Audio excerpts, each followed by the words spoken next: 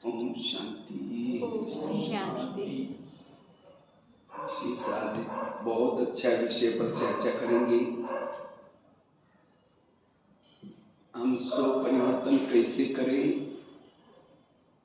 स्व परिवर्तन का आधार क्या है और भविष्य में ऊंच पद राजाई का पद का आधार क्या है। ओम शांति।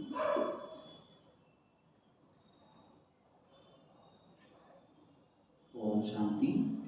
இப்போ நம்ம நல்ல ஒரு டாப்பிக்கில் நம்ம சிந்தனை பண்ண போகிறோம். இதில் வந்து சுய புருஷார்த்தம், அதே மாதிரி எதிர்காலத்தில் வந்து சிரேஷ்ட பதவி, உயர்ந்த பதவி அடைகிறதுக்காக நம்ம என்ன பண்ணணும் அதை பற்றி நம்ம தெரிஞ்சுக்க போகிறோம். तो भविष्य का राजा किसको किसको बनना है वो पहले हाथ खड़ा करो। எதிர்காலத்தில் ராஜா ஆகணுன்றவங்களாம் யாரோ அவங்கள கை தூக்குவோம். எதிர்காலத்தில் ராஜா सबको बनना है, बहुत अच्छा। எல்லாருமே ஆகணும்னு நினைக்கிறீங்க, ரொம்ப நல்ல விஷயம் தான். लेकिन राजा कौन बन सकता है, उसका फार्मूला है जिन्होंने अपने इंद्रियों पर शासन किया वो राजा बन सकता है। ராஜா ஆகணும் அப்படின்னு சொன்னா அதுக்கு அடிப்படை விஷயம் என்னன்னா, இப்போ யார் வந்து தன்னுடைய இந்திரியங்கள் அனைத்துக்கும் ராஜாவா இருக்கிறாங்களோ அவங்க. तो क्या हाथ खड़ा किया था तो सभी अपने इंद्रियों पर शासन है। இப்போ நீங்க யாரெல்லாம் ராஜாவுன்னு கை தூக்குனீங்களே அவங்கெல்லாம் இப்போ உங்களுடைய இந்திரியங்கள் மீது இப்போதைக்கு நீங்க வந்து உங்களுடைய கண்ட்ரோல்ல இருக்க ராஜாவா இருக்கிறீங்களா? मन को कहा ये मन तुम आधा घंटा परमधाम में जाओ, मन आपको मार्केट में लेके जाता है। இப்போ நீங்க மனதிற்கு வந்து இப்போ பரந்தாமத்துக்கு போகணும் 1/2 மணி நேரம் அப்படின்னு சொன்னா நீங்க மனசு பரந்தாமத்துக்கு தான் போகுமா இல்ல மார்க்கெட்டுக்கு போகுமா? क्या 1 घंटा परमधाम में रहते हैं? இல்ல 1 மணி நேரம் பரந்தாமத்துல இருக்க முடியுமா? इसलिए सारे ज्ञान का सारा ही स्वराज्य अधिकारी बनना। இந்த முழு ஞானத்தினுடைய சாரமே என்னவென்றால் சுயராஜ்ய அதிகாரியாக ஆக வேண்டும். जिसका संगम युग में इंद्रिय पर शासन है वह भविष्य का राजा। யாரு இப்போ சங்கமிகத்துல கர்ம இந்திரியங்களுக்கு ராஜாவா இருக்கிறாங்களோ அவங்க தான் எதிர்காலத்துல ராஜாவாங்க. ऐसे बाबा ने कहा नहीं कि कोई मुरली में जो मधुवन में रहते वो राजा बनेंगे, जिन्होंने मम्मा बाबा को देखा है वो राजा बनेंगे। राजा बनने का फार्मूला स्वराज्य अधिकारी स्थिति। चाहे कोई गृहस्थी में रहने वाला वो भी इंद्रियों पर शासन करेगा, राजा बन सकता है। ராஜா ஆகிறதுக்கு பாபா சொல்லியிருக்கிற ஃபார்முலா என்ன அப்படின்னு சொன்னா, இப்போ சுயராஜ்ய அதிகாரியா யார் இருக்காங்களோ அவங்க நாளைக்கு விஸ்வராஜ்ய அதிகாரி ஆவாங்க. அது மதுபன்ல இருக்கிறவங்க ஆவாங்க, இல்ல மம்மா பாபா தான் ஆவாங்க அப்படின்னு கிடையாது. பரிவாரத்தில் இருக்கக்கூடியவங்க கூட தன்னுடைய இந்திரியங்கள் மீது சுயராஜ்யம் பண்ணக்கூடியவங்களா இருந்தாங்கன்னா அவங்களோட ராஜா ஆகலாம். हमारे जीवन की सभी समस्याओं का जड़ाई इंद्रियों की अधीनता। நம்முடைய எல்லா விதமான பிரச்சனைகளுக்கும் மூல ஆதாரமா இருக்கிறது வந்து நம்முடைய அடிமைத்தனம் தான். इसलिए बाबा कहते हैं चैरिटी बिगिंस एट होम, अपने घर को सुधारो। அதனாலதான் பாபா ஆங்கில வார்த்தை வந்து சேரிட்டி பிகின்ஸ் அட் ஹோம் அப்படின்னு சொல்றாங்க. அதாவது மாற்றத்தை வந்து முதல்ல தன்னுடைய வீட்ல இருந்து ஆரம்பிங்க அப்படின்னு சொல்லிட்டு. तो क्या आप आपके घर के सब ज्ञान में चलते हैं? உங்க வீட்ல எல்லாருமே ஞானத்துல இருக்காங்களா? चलते सभी ज्ञान में घर के? ஒவ்வொருத்தர் வீட்ல இருக்கிறவங்க எல்லாருமே ஞானத்துல இருக்காங்களா? घर मतलब लौकिक घर वालों की बात नहीं, லௌகீகத்துல இருக்கிறவங்க வீட்டை பத்தி கேட்கல. इस शरीर आत्मा का पहला घर है, तो इस घर में सब ज्ञान में चल रहे हैं। இப்ப சரீரன்றது வந்து ஆத்மாவுக்கு வீடு இல்லையா? இப்ப இந்த வீட்டுல அவங்களுடைய இந்திரியங்கள் எல்லாம் அவங்களுடைய கண்ட்ரோல்ல இருக்காங்களா? எல்லாரும் ஞானத்துல வந்துட்டாங்களா? आंखें ज्ञान में चलती है, कान ज्ञान में चलता है, मुंह ज्ञान में चलता है। உங்களுடைய கண் வந்து இந்திரியம் தான், உங்களுடைய கண் வந்து உங்க ஃபேமிலி மெம்பர் தான். உங்களுடைய கண் அது வந்து ஞானத்துல வந்துருச்சா? உங்களுடைய வாய் உங்களுடைய ஞானம் மார்க்கத்துக்கு வந்துருச்சா? உங்களுடைய காது ஞான மார்க்கத்துக்கு வந்துருச்சா? अगर आंखें ज्ञान में चलती है तो योग करते समय बंद की होती है। फिर உங்களுடைய கண் வந்து ஞானம் தெரிஞ்சதாயிடுச்சு, ஞானம் கிடைச்சிச்சுன்னா யோகா பண்ணும்போது ஏன் கண்ணு மூடுது? मोबाइल में कोई चीजें देखेंगे बंद नहीं होगी, उस समय रात को 12 भी बजे टिक टिक करते रहते देखते रहेंगे, और थोड़ा योग में बैठे बंद हो गए। इसका मतलब आंखें ज्ञान में नहीं चलती। இப்போ நீங்க யோகா பண்ண உட்காந்தா கொஞ்ச நேரம் கண்ணு திறந்துருக்கு, அப்புறம் மூடிடுது. ஆனா அதே இது மொபைல்ல ஏதாவது சமாச்சாரம் பார்க்கணும், நைட்டு 11:30 மணி வரைக்கும் கூட உட்காந்து முடிச்சிருந்து பார்த்துட்டு இருப்போம். அப்போ இதனுடைய அர்த்தம் வந்து அப்போ கண்ணு ஞானத்துல இருக்கா? अगर कान ज्ञान में चलता तो कोई परिचिंतन सुनाता, और क्या हुआ और क्या हुआ, नजदीक जाकर सुनता है, और ज्ञान की सवेरे सुनी हुई बातें शाम को पूछेंगे आज की मुरली क्या थी, हाँ बहुत अच्छी थी, कान बाहर निकाल लेता है। इसका मतलब कान ज्ञान में नहीं है। இப்போ நீங்க யாரை பத்தியாச்சும் தேவையில்லாத விஷயங்களை குப்பை மாதிரி நம்ம வந்து கொட்டுறாங்க, அப்படியா அப்படியான்னு சொல்லிட்டு அடுத்தவங்க விஷயத்த நல்லா காது கொடுத்து நம்ம வந்து கேட்போம், அதை ஞாபகம் வேற வச்சுப்போம். ஆனால் அதே இது காலையில் கேட்ட முரளி சாயங்காலம் கேட்டால் ரொம்ப நல்லா தான் இருந்துச்சு ஆனால் அப்படின்னு சொல்லிட்டு காது இந்த காதில் வந்து அந்த காதில் போன மாதிரி ஆயிடுச்சு. அப்போ காது ஞானத்தில் இருக்காங்க. इसलिए 7 दिन का कोर्स ही इंद्रियों का करो। जब 7 दिन का कोर्स करेंगे, हर इंद्रिय को समझ में आए कि भगवान आया है, उसके मत प्रमाण चलना है, तब आपके जीवन में परिवर्तन दिखाई पड़ेगा। உங்களுடைய ஒவ்வொரு கர்ம இந்திரியங்களுக்கும் 7 நாள் கோர்ஸ் எடுங்க. உங்களுடைய ஒவ்வொரு இந்திரியங்களுக்கும் 7 நாள் கோர்ஸ் எடுத்து புரிய வச்சீங்கன்னா தான் பகவான் வந்திருக்கிறாரு, அவருடைய ஸ்ரீமத் படி நடக்கணுன்றது புரிய வர ஆரம்பிக்கும். அப்பதான் உங்களுடைய நடத்தையில மாற்றங்கள் வெளியில தென்படும். आज कई कहते सतयुग कब आएगा, कृष्ण जन्म कब लेगा, अभी तो 14 साल बाकी है, संगम युग बाबा ने कहा था 100 साल का है। कई ऐसा सोचते रहते। நிறைய பேர் எப்படி யோசிச்சுட்டு இருக்கிறாங்கன்னா, சங்கம் யுகத்துக்கு 100 வருஷம் சொல்லியிருக்காங்களே, இப்போ 86 வருஷம் தான் முடிஞ்சிருக்கு, இன்னும் 14 வருஷம் பாக்கி இருக்கு அப்படின்னு கணக்கு போட்டுட்டு இருக்கிறவங்க இருக்காங்க. ஒரு சிலர் வந்து சத்தியம் எப்போ வரும், ஸ்ரீகிருஷ்ணன் எப்போ ஜென்மம் எடுப்பார் இப்படிலாம் கேள்வி கேட்கிறாங்க. सतयुग का गायन क्या है? एक धर्म, एक राज्य, एक भाषा, एक कुल, एक मत। சத்தியுகத்துக்கான அந்த ராஜ்யத்துக்கான மகிமை என்னன்னா, ஒரு தர்மம், ஒரு ராஜ்யம், ஒரு குலத்தை சேர்ந்தவங்களா இருப்பாங்க, ஒரு வழிப்படி நடக்கிறவங்களா இருப்பாங்க, எல்லாமே ஒண்ணுதாங்க இருக்கும். ஒரு தர்மம், ஒரு ராஜ்யம், ஆனா ஒரு குலம், ஒரு மொழி பேசுறவங்களா இருப்பாங்க. क्या हमने अपने अंदर सतयुग बनाया? एक आत्मा का शासन पूरा बॉडी शरीर के ऊपर हो, एक आत्मा के मत प्रमाण ये पूरी इंद्रिया फॉलो करें। जब यहाँ सतयुग में अपने अंदर बनाए नहीं तो बाहर सतयुग आएगा कैसा? இப்ப நம்ம சுயம், நம்ம ஆத்மா வந்து இப்ப நம்ம ராஜ்யம் நடந்துட்டு இருக்கு. இந்த சுயத்தினுடைய ராஜ்யத்துல நான் என்னுடைய ஆத்மா என்னுடைய சுய விருப்பப்படி இந்த ராஜ்யம் நடந்துட்டு இருக்கா? இப்போ என்னுடைய ஆத்மாவுடைய விருப்பப்படி ஒவ்வொரு கர்மேந்திரங்களும் ஒரு தர்மம், ஒரு ராஜ்யம் நடந்துட்டு இருக்கா? அப்போ சுயத்துக்குள்ள சத்தியம் வராம சத்தியம் எப்படி வரும்? सतयुग तो समय पर आएगा, लेकिन हम उस सतयुग में नहीं जा पाएंगे, इसलिए इंद्रियों पर शासन करना। இப்போ சத்தியம் வந்து டிராமானுசாரமா நேரப்படி அது தானா வந்துடும் தான். ஆனா சத்தியத்துக்குள்ள நான் வருவேனா? அப்ப நம்ம இப்போ சுயத்தினுடைய இந்திரியங்கள் மீது நம்ம கண்ட்ரோல் இருக்கணும், கட்டுப்பாடுகள் இருக்கணும். अधीन वाला कभी अधिकारी बन नहीं सकता। இதுல வந்து பாபா என்ன சொல்றாருன்னா, யாரு இந்திரியங்களுக்கு அடிமையா இருக்கிறாங்களோ அடிமையினாலே அவங்க அதிகாரி ஆக முடியாது அப்படின்னு சொல்லப்படுது. नौका पानी के ऊपर से जाएगी, पार कराएगी।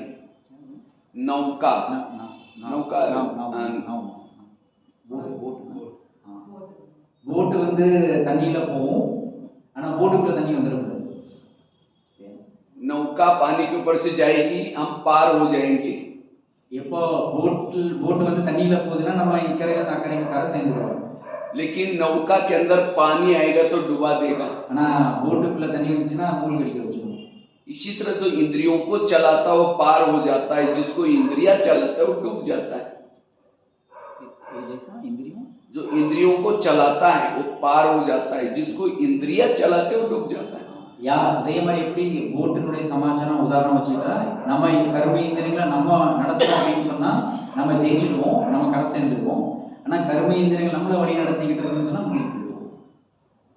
इसलिए कहते कहते ना, अंधेरे नगरी चौपट राजा, टकेसर बाजी टकेसर खाजा। नगरी का राजा सोया है, उसके अंदर जो चाहे हो रहा है, वो राजा नहीं बन सकता। एक कहा होता है, अंधेरी नगरी चौपट राजा, माना इसके अंदर नगरी में अंधेरा है, लाइट नहीं है। अंधेरी नगरी चौपट राजा, राजा भी ऐसा ही, सब प्रॉब्लम ही प्रॉब्लम। அதாவது இருட்டான ராஜ்யத்துல அங்க ராஜ்யத்துல எல்லாமே பிரச்சனைகளா தான் இருக்கும். அறியாமைன்ற இருள் இருக்கிறதுனால இங்க பிரச்சனைகள் இருந்துட்டு தான் இருக்கும். अंधा पीस रहा है, कुत्ता खा रहा है। अंधा मतलब जिसको आंखें नहीं, वो पीस कर गेहूं आटा पीस रहा है, और कुत्ता मतलब डॉग बैठ करके उसको खा रहा है। அதாவது கண்ணு தெரியாதவர் வந்து தானியங்களை அரைச்சிக்கிட்டு இருக்காரு, இவர் அரைச்சிட்டு இருக்கும்போது நாய் வந்து சாப்பிட்டு இருக்குது. அவருக்கு தெரியாத நாய் வந்து, ஏன்னா அவருக்கு கண்ணு தெரியாதுல்ல, அவர் நினைச்சுக்கிட்ட மாவாட்டிட்டு நினைக்கிறாரு, ஆனா नाई வந்து சாப்பிட்டு. इसी तरह हम पुरुषार्थ कर रहे, योग लगा रहे, अमृत वाला उठ रहे, सब कुछ कर रहे, लेकिन इंद्रिया बाहर जाकर के सब इधर का आंखें गलत देख रहे, मुंह गलत बेर रहे, जवाब कुछ नहीं होगा। இப்போ நம்ம யோகா பண்ணுறோம், ஞான மார்க்கத்தில் இருக்கிறோம். ஆனால் வந்து பார்த்தீங்கன்னா நம்ம இந்த பக்கம் முயற்சியும் பண்ணிட்டு இருக்கிறோம், அந்த பக்கம் இந்திரியங்கள் அது வேலையை அது பண்ணிட்டு இருக்கு அப்படின்னா इसलिए इन इंद्रियों पर शासन करो, आपके जीवन में परिवर्तन आएगा। உங்களுடைய வாழ்க்கையில மாற்றம் கூட எப்போ வரும் அப்படின்னு சொன்னா இந்திரியங்கள் மீது நீங்க உங்களுடைய கண்ட்ரோல்ல இருக்கணும், உங்களுடைய அதிகாரத்தின் கீழே இருக்கணும். जिसका इंद्रियों पर शासन है उसके जीवन में वैल्यूज आते हैं, सहन शक्ति, धैर्यता, सत्यता, सारे गुण आएंगे। எல்லா விதமான குணங்கள், தைரியமா இருக்கட்டும், சத்தியத்தன்மையா இருக்கட்டும், எல்லா குணங்களுமே நீங்க இந்திரியங்களை நீங்க உங்களுடைய கண்ட்ரோல்ல வச்சுக்கிறத வச்சுதான் வரும். जो इंद्रियों के अधीन है उसके जीवन में दुर्गुण होंगे। இந்திரியங்களுக்கு யார் அடிமையாகிறாங்களோ அவங்களுடைய வாழ்க்கையில துர்குணங்கள்லாம் இருக்கும். इसलिए सोरा राजा कौन बनेगा, दासी कौन बनेगा, सिस्टम है। இல்ல பாபா சொல்றாரு, நான் ராஜதானி ஸ்தாபனை பண்ணிட்டு இருக்கிறேன், எல்லாமே சிஸ்டம் படி தான் உருவாகிட்டு இருக்கு. இதுல ராஜா யார் ஆவாங்க, தாசி யார் ஆவாங்க, எல்லாத்துக்குமே விதிமுறை இருக்கு. कोई ज्ञान में चलता है, धन से सेवा नहीं करता, ज्ञान भी दूसरों को नहीं सुनाता, इंद्रियों के भी अधीन है, वो भविष्य के दास दासी बनेंगे। இப்போ ஞான மார்க்கத்தில் இருக்கிறாங்க, அவங்க பணத்தாலையும் பாபா காரியத்தில் எதுவும் வெற்றிவிடுவது ஆக்கல, அதே மாதிரி ஞான தானம் யாருக்கும் பண்ணல அப்படின்னு சொன்னா இந்திரியங்களுக்கும் அடிமையா இருக்கிறாங்க அப்படின்னா எதிர்காலத்துல தாசியா தான் ஆவாங்க அப்படின்னு பாபா சொல்றாங்க. जो उदास रहता है वो दास बनता है, யாரு உதாசீனம் மோட இருக்கிறாங்க அவங்க தாசி ஆயிடுவாங்க அப்படின்னு பாபா சொல்றாங்க. और उदास वो होता है जो इंद्रियों के अधीन है। யாரு உதாசீனம் அடைவாங்கன்னா இந்திரியங்களுக்கு யாரு அடிமையா இருக்காங்களோ அவங்க உதாசீனம் ஆயிடுவாங்க. जो किसी का ज्ञान से श्रृंगार नहीं करते वो श्रृंगार करने वाली दासी बनती है। யார் வந்து தன்னை அலங்காரம் பண்ணிக்கலையோ அவங்க தாசி ஆவாங்க. பாபா கொடுக்குற ஞானம் மற்ற குணங்கள் சக்திகளை தன்னை அலங்காரம் பண்ணாதவங்க தாசி ஆயிடுவாங்க. कोई ज्ञान में चलता है, धन से सेवा करता है, ज्ञान दूसरों को सुनाता है, इंद्रियों के अधीन है, वो साहूकार बनेगा, राजा नहीं बनेगा। இப்போ செல்வந்தரை யாராகுவாங்க அப்படின்னு சொன்னா ஞான மார்க்கத்தில் இருக்கிறாங்க, பணத்தாலையும் பாபா சேவையில் ஈடுபடுத்துறாங்க, அடுத்தவங்களுக்கும் ஞானத்தை எடுத்து சொல்றாங்க, கர்மேந்திரியங்களுக்கு அடிமையா இருக்காங்க அப்படின்னு சொன்னா அவங்க செல்வந்தரா இருப்பாங்க, ராஜா மாட்டாங்க. कोई ज्ञान में चलता है, धन से सेवा नहीं करता, ज्ञान भी दूसरों को नहीं सुनाता, लेकिन इंद्रियों को अपने अधीन किया है, इंद्रियों पर राज्य करता है, वो भविष्य में राजा तो बनेगा लेकिन कंगाल राजा बनेगा।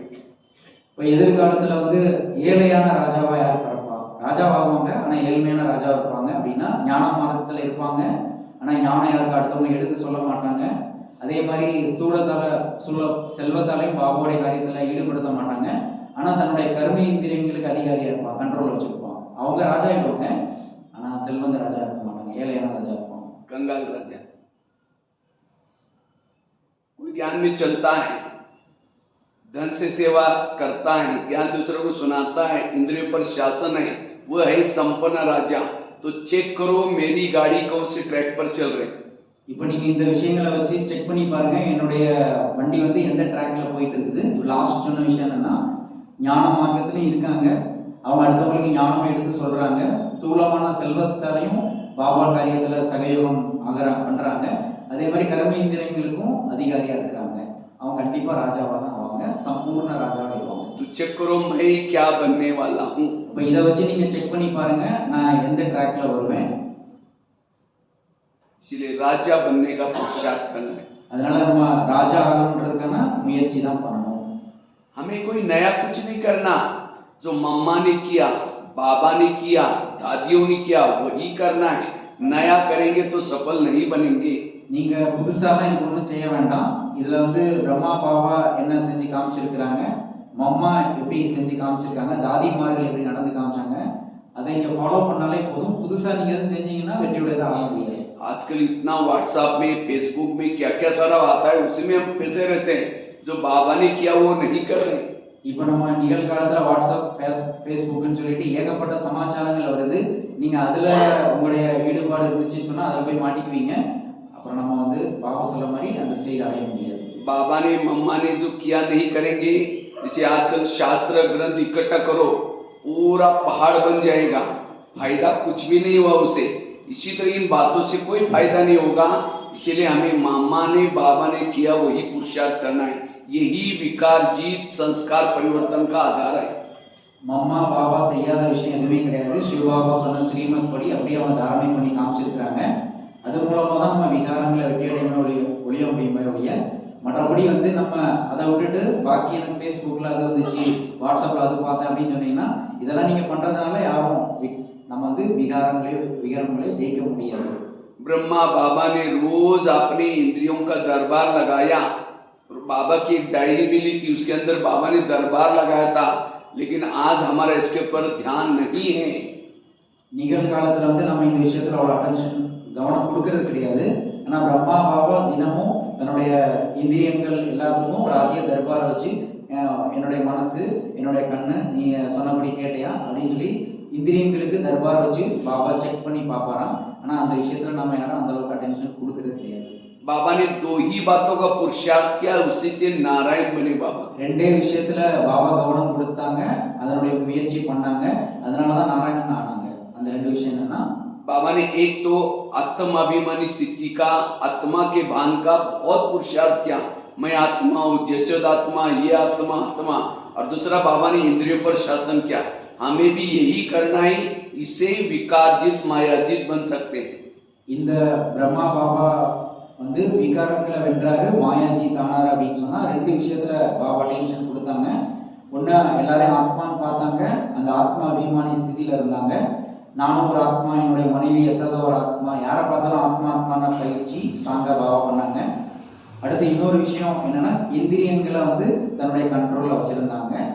இந்த ரெண்டு விஷயத்த நம்ம பண்ணாலே போதும், நம்ம கூட அந்த மாதிரி பிரம்மா பாபா மாதிரி ஆயிடலாம். आज वास्तव में शरीर हमारा एक किला है, जैसे लौकिक में किला होता है, उसके कई दरवाजे होते हैं, कोई भी अंदर आता है तो उसकी पूछताछ होती है कहाँ जा रहा है, क्यों जा रहा है.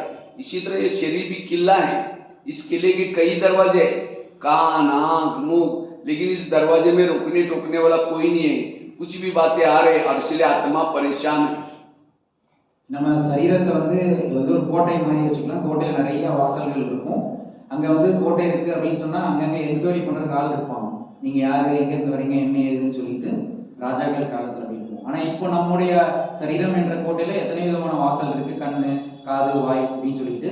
ஆனால் இந்த வாசல் வழியே இப்போ தேவையில்லாத விஷயங்கள்லாம் நிறைய உள்ளே போயிட்டு இருக்குது, கேட்கறதுக்கு ஆள் கிடையாது.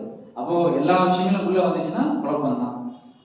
ये कान हमारी आत्मा की रक्षा करने के लिए, आंखें आत्मा की रक्षा करने के लिए, मुख आत्मा की रक्षा करने वाले हैं, लेकिन ये रक्षक ही भक्षक बनेंगे. भक्षक मतलब मारने वाले. இப்போ இந்த கண்ணு, இந்த காது, இந்த இந்திரியங்கள் எல்லாமே ஆத்மாவை பாதுகாக்கக்கூடிய ஒரு சாதனமா இருக்கணுமே ஒழிய, ஆனா இன்னைக்கு எல்லா கதவுகளும் திறந்திருக்கு, என்கொயரி பண்றதுக்கு ஆள் கிடையாது. அதனால நம்மளே கொல்லக்கூடியதாக, ஆத்மாவை வதம் பண்ணக்கூடியதாக இந்திரியங்கள் மாறிடும். इसलिए रोज इनके ऊपर निगरानी रखो. செக்கிங். அதனால டெய்லி வந்து நம்ம இந்த இந்திரியங்கள் விஷயத்துல நம்ம சோதனை செஞ்சு பார்க்கணும். जैसे भारत के बॉर्डर पर रहने वाला कोई दुश्मन से मिला हुआ है, वो दुश्मन आतंकवादी कहता है ये 500 की नोटा की थैला लो, मुझे अंदर जाने दो. उसको लगे करे 500 थैला तो इंडिया गवर्नमेंट की सर्विस करेंगे तो भी नहीं मिलेगा. वो थैला लेकर के उस आतंकवादी को अंदर घुसाएगा, कितने लोगों को मारेगा. इसीलिए उस सिक्योरिटी गार्ड को नोट प्रेमी नहीं, देश प्रेमी बनने की जरूरत है. 500 की नोट एक थैला. இப்போ வந்து ஒரு எல்லையில இருக்கக்கூடிய ஒரு செக்யூரிட்டி இருக்கிறாங்க, மிலிட்ரி வாலா இருக்கிறாங்க. அவங்ககிட்ட வந்து எதிர் தேசத்தை சேர்ந்த ஒருத்தர் வந்து 500 ரூபா நோட்டு இருக்கிற ஒரு சூட்கேஸை கொடுக்குறாரு, பெரிய பை நிறைய நினைச்சு கொடுக்குறாரு, என்ன உள்ள கொடு அப்படின்னு சொல்றாரு. அவர் வாங்கிட்டாருன்னா உள்ள வந்து எல்லாரையும் அடிச்சு புகுந்து எல்லாத்தையும் காலி பண்ணிடுவோம். ஆனா இப்போ வந்து அந்த எல்லையில இருக்கக்கூடியவங்களுக்கு தேசத்தின் மேலதான் அன்பு இருக்கணும், பைசா மேல அன்பு இருக்கக்கூடாது இல்லையா. பைசா மேல அன்பு இருந்துச்சுன்னா போச்சு, அவரால் தேசமே காலியாகும். इसलिए आज हमारे बॉर्डर पर कौन है? कान हमारे आत्मा के बॉर्डर पर है, आंखें आत्मा के बॉर्डर पर है, लेकिन यही दुश्मन से मिले, वेरत सुन रहे, वेरत देख रहे, इसलिए आज हमारे अउन्नति का कारण बनी. இப்போ நம்முடைய பார்டர்ல யார் இருக்கா அப்படின்னா காது கண் இருக்குன்னு வச்சுக்கோங்களேன். தேவையில்லாத விஷயங்கள் உள்ள வந்துருச்சுன்னு சொன்னா அவ்வளவுதான், நமக்கு எல்லாமே திவாலாக்கிடும். அதனால நம்ம ரொம்ப கவனமா இருக்கணும். இந்த இந்திரியங்கள் மூலமா தேவையில்லாத கேட்கறது, தேவையில்லாத பார்க்கறது, இது நம்ம ஆத்மாவை திவாலாக்கிடும். जैसे भारत में अंग्रेज घुसे थे, क्यों घुसे थे? பாரதத்துல கூட வெளிநாட்டு ஆங்கிலேயர்கள் எப்படி உள்ள வந்தாங்க? क्योंकि भारत में नवाबों का शासन था, बंगाल का नवाब, बिहार का नवाब, सूरत का नवाब। वो नवाबों ने अंग्रेज लोगों से दोस्ती की और करते करते दिल्ली के ऊपर अटैक किया, भारत गुलाम हो गया। அந்த ஆங்கிலேயர்கள் உள்ள வரும்போது அவங்க ராஜாக்கள் சிஸ்டம் இருந்துச்சு. அவங்க பல ராஜாக்களோட நட்பு வச்சாங்க. அதுக்கப்புறம் அவங்க பார்த்தாங்க டெல்லியை வந்து முற்றுகை போட்டாங்க, ஜெயிச்சாங்க. तो इसी तरह ये शरीर पे हमारे एक इंडिया है। इस इंडिया की राजधानी यहाँ ब्रुकुटी में राजा रहता है और इस शरीर पे इंडिया में कई नवाब है, कान, मुंह, आंख। लेकिन इन माया रूपी अंग्रेज ने इन नवाबों के साथ दोस्ती की और आत्मा के ऊपर अटैक किया। இப்போ இந்த உடல்ல பாத்தீங்கன்னா கண், காது இதெல்லாம் இருக்கு இல்லையா, இது வந்து ராஜாக்கள் மாதிரி எப்படி ஆங்கிலேயர்கள் ராஜாக்கள் கூட தோஸ்து வச்சு அதுக்கப்புறம் உள்ள வந்து நம்மளே அட்டாக் பண்ணாங்க, அதே மாதிரி இந்த ஒவ்வொரு இந்திரியங்களுமே ராஜா மாதிரி இதை வந்து மாயா தோஸ்து பிடிச்சிக்குது, அப்புறம் உள்ள வந்து ஆத்மான்ற ராஜாவை அட்டாக் பண்ணிட்டு இருக்குது. तो हमें अब हमारा शरीर भी देश गुलाम है, माया के अधीन है, क्योंकि सारा माया का शासन इंद्रियों पर है। இப்போ आत्मा இந்த சரீரத்துல தான் இருக்கு, ஆனா இப்போ சரீரம் மாயாவோட कंट्रोल இருக்கறனால மாயா கடிமை ஆயிடும். जिन्होंने संगम युग में शरीर रूपी देश को माया से गुलामी से स्वतंत्र नहीं बनाया, वो कोई भी जन्म में राजा नहीं बन सकता। இப்போ சங்கமிகத்துல வந்து யாரு ஆத்மா இந்த சரீரம் என்ற அடிமைத்தனத்திலிருந்து விடுபட்டு இருக்க முடியலையோ அவங்க எந்த ஜென்மத்திலே ராஜாவாக ஆக முடியாது. हमारा और कोई पुरुषार्थ नहीं, हमारे शरीर पे देश में जो विकार रूपी अंग्रेज घुसे उनको भगाना है। நம்ம சரீரம் என்ற ராஜ்யத்துல வந்து ஆங்கிலேயர்கள் மட்டும் வெளியில இருந்து யாரும் உள்ள வந்துடக்கூடாது, அதுல நாம நம்மளை பாதுகாத்துக்கணும். भारत में अंग्रेज घुसे थे, उनको कैसे भगाया, वही युक्ति यहाँ भी अपनाओ। எப்படி பாரதத்துல வந்து ஆங்கிலேயர்களை எப்படி வெளியேற்றணும் அதே யுக்தியை நம்ம இப்ப கையாளணும். उसके लिए क्या किया था? அந்த ஆங்கிலேயர்களை வெளியேற்றுறதுக்கு என்ன யுக்தி பண்ணாங்க? जगह जगह पर सभा लगाई, जालियनवाला बाग, अखबार निकाले, दांडी यात्रा निकाली, नमक का सत्याग्रह किया, नारे बनाए, वंदे मातरम। எத்தனை இடத்துல அந்த அவங்க வந்து யாத்திரை பண்ணாங்க, எத்தனை இடத்துல கோஷம் போட்டாங்க, எத்தனை இடத்துல விரதங்கள் இருந்தாங்க. साथ में अलग अलग प्रकार के जनता को जागृत किया। जनता ने मिलकर के, जब जनता को पता चला अंग्रेज हमारी उन्नति करने के लिए नहीं, हमें लूटने के लिए है, जब जनता के अंदर आक्रोश हुआ तब जाकर के अंग्रेज चले गए। அப்போ மனிதர்கள் ஒருத்தருக்கு ஒருத்தர் புரிய வச்சாங்க, நம்ம எல்லாரும் ஒன்று சேரணும், ஆங்கிலேயர்கள் வந்திருக்காங்க நம்மளை முன்னேற்றத்துக்காக வரல, நம்மளை அடிமைப்படுத்துறதுக்காக வராங்கன்றதை புரிய வச்சு மக்களுக்குள்ள ஒற்றுமையை ஏற்படுத்தினாங்க. इसी तरह हमारे शरीर पे देश में ये विकार पे अंग्रेज घुसे, उनको हमें भगाना है। उसके लिए इंद्रियों को जागृत करो, हर इंद्रियों के अंदर दिल से निकलेगी माया को भी भगाना है। இப்போ நம்ம சரீரம் என்ற இந்த இதில் கூட இந்திரியங்கள் எல்லாமே வந்து ஆங்கிலேயர்கள் உள்ள நுழைஞ்சு அதை அடிமைப்படுத்திட்டு இருக்கிறாங்க. இப்போ நம்ம இந்த விகாரங்கள் என்ற ஆங்கிலேயர்களை வெளியேற்றணும். நம்ம அதனால எப்படி இருக்கணும்னா விழிப்புணர்ச்சி நிலையில இருக்கணும். நம்ம எல்லாருமே விகாரங்களை விரட்டணும் அப்படின்றத इंद्रियங்கள் उन्होंने प्रैक्टिकल அது செய்யணும். आत्मा चाहता है माया गो बैक, लेकिन कान कहता और क्या हुआ, इधर से आओ, कोई बात नहीं। अगर इंद्रियों के अंदर विकारों के लिए आकर्षण है, आप एक संगम युग क्या 10 संगम युग भी पुरुषार्थ करेंगे, माया जीत नहीं बन सकते। नहीं, इंद्रियों के अंदर अगर आकर्षण है, माना इच्छा है, तो हम माया जीत नहीं बन सकेंगे, क्योंकि उधर से माया घुसेगी। இப்போ இந்திரியங்கள் மீது நம்ம உள்ள கவர்ச்சியை நம்ம ஜெயிக்காத வரைக்கும் இந்திரியங்கள் தன்னை நம்மளை பக்கம் எழுதிட்டே தான் இருக்கும். இந்த சங்கமேகம் மட்டும் இல்லை, இன்னும் 10 சங்கமேகம் வந்தாலும் நம்ம வந்து மாயா ஜீத் ஆக முடியாது, இந்திரியங்களை ஜெயிக்க முடியாது. इसीलिए रोज जैसे कृष्ण जब रथ में आता है, घोड़ों को प्यार करता है, थपथपाता है। எப்படி கிருஷ்ணர் வந்து ரதத்துல வந்தாரு அப்படின்னா அந்த குதிரையை வந்து வருடி விடுவாரு, அன்பா வருடி விடுவாரு. அதே மாதிரி क्यों? क्योंकि घोड़े जाकर करके दुर्योधन के सामने गिर जाएंगे, पराजय हो जाएगी। இப்போ அவங்க போயிட்டே இருக்கும்போது துரியோதனுக்கு முன்னாடி போயிட்டு குதிரை வந்து ஹெல்ப் பண்ணல, திடீர்னு கீழே விழுந்துருச்சு அப்படின்னு சொன்னா நம்ம தோத்துருவோம் இல்லையா? इसी तरह हमें भी रोज अमृत वेला करके परमधाम से आने के बाद अपने घोड़ों को प्यार करो, थपथपाओ, जब नहाते धोते कान से बात करो, ए कान तुम ऐसी कोई बात न सुनना जो मेरा सिर झुक जाए, ये मेरे आंखें तुम आज कोई ऐसी चीजें न सुनना जो मेरा न देखना जो मेरा सिर झुक जाए, इनसे प्यार करो।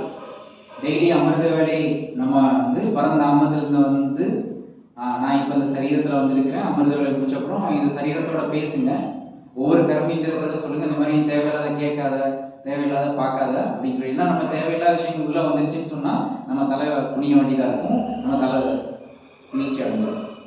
सारे ज्ञान का सार है, गीता का सार है, हे अर्जुन तो अपने घोड़े की लगाम अपने हाथ में रखो.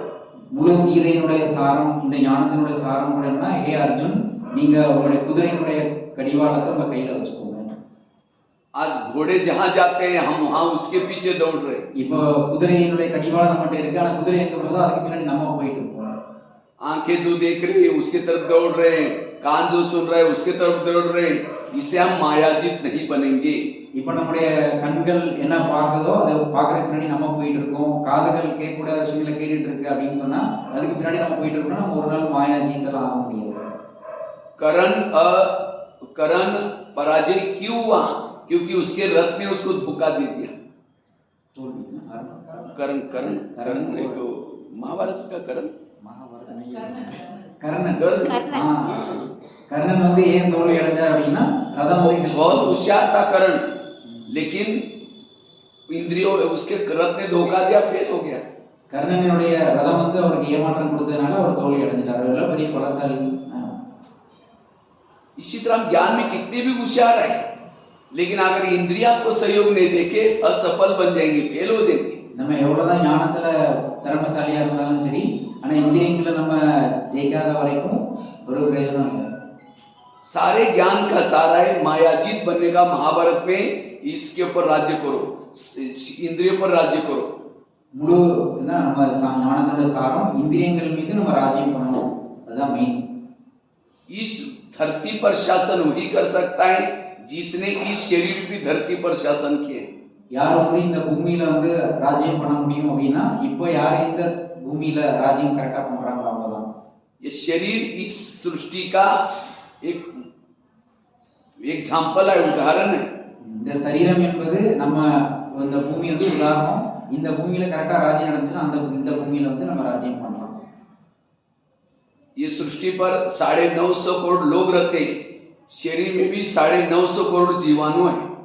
இந்த சிருஷ்டியில இப்போ லாஸ்ட் வந்து 950 करोड़ जीवाणु,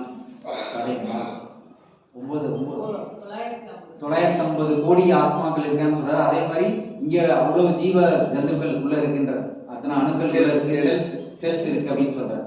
இங்க கூட உள்ள ये सृष्टि पर 70% पानी है, शरीर में भी 70% वाटर लेवल है, पानी 70 है. இந்த பூமியில கூட பாத்தீங்கன்னா 70% தண்ணி இருக்கு, அதே மாதிரி இந்த பூமியில கூட 70% தண்ணி இருக்கு.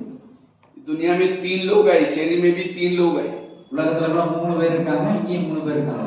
दुनिया 5 तत्व के बने, शरीर भी 5 तत्व का बना हुआ है. உலகம் கூட 5 தத்துவங்கள் ஆக்கப்பட்டது, சரீரமும் அதே மாதிரி 5 தத்துவங்கள் ஆக்கப்பட்டது. उस दुनिया का ये सैंपल दुनिया है. அந்த உலகத்திற்கு சாம்பிள் தான் இந்த உலகம்.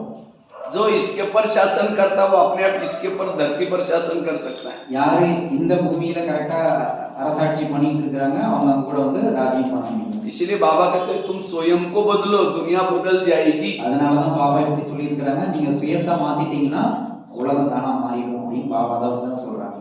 ये समय दूसरों को देखने का नहीं है, दूसरों का चिंतन करने का नहीं है, अपनी इंद्रियों पर शासन करने का समय है. இது நேரம் வந்து அடுத்தவங்களை பார்க்கறதுக்காக கிடையாது, நம்ம நம்மளை பார்க்கணும், நம்ம ஜெயிக்கணும், அதை ஜெயிக்கிறதுக்கான டைம் நம்மளுடைய சிம்மாசனத்தில் இருக்கணும். कई माताएं कहते मेरे बच्चे मानते ही नहीं है, कोई टीचर कहते मेरे स्टूडेंट मानते ही नहीं है. जिसकी इंद्रिया कहना नहीं मानती उसका कोई नहीं मानेगा, बच्चे भी नहीं मानेंगे, कोई नहीं मानेंगे.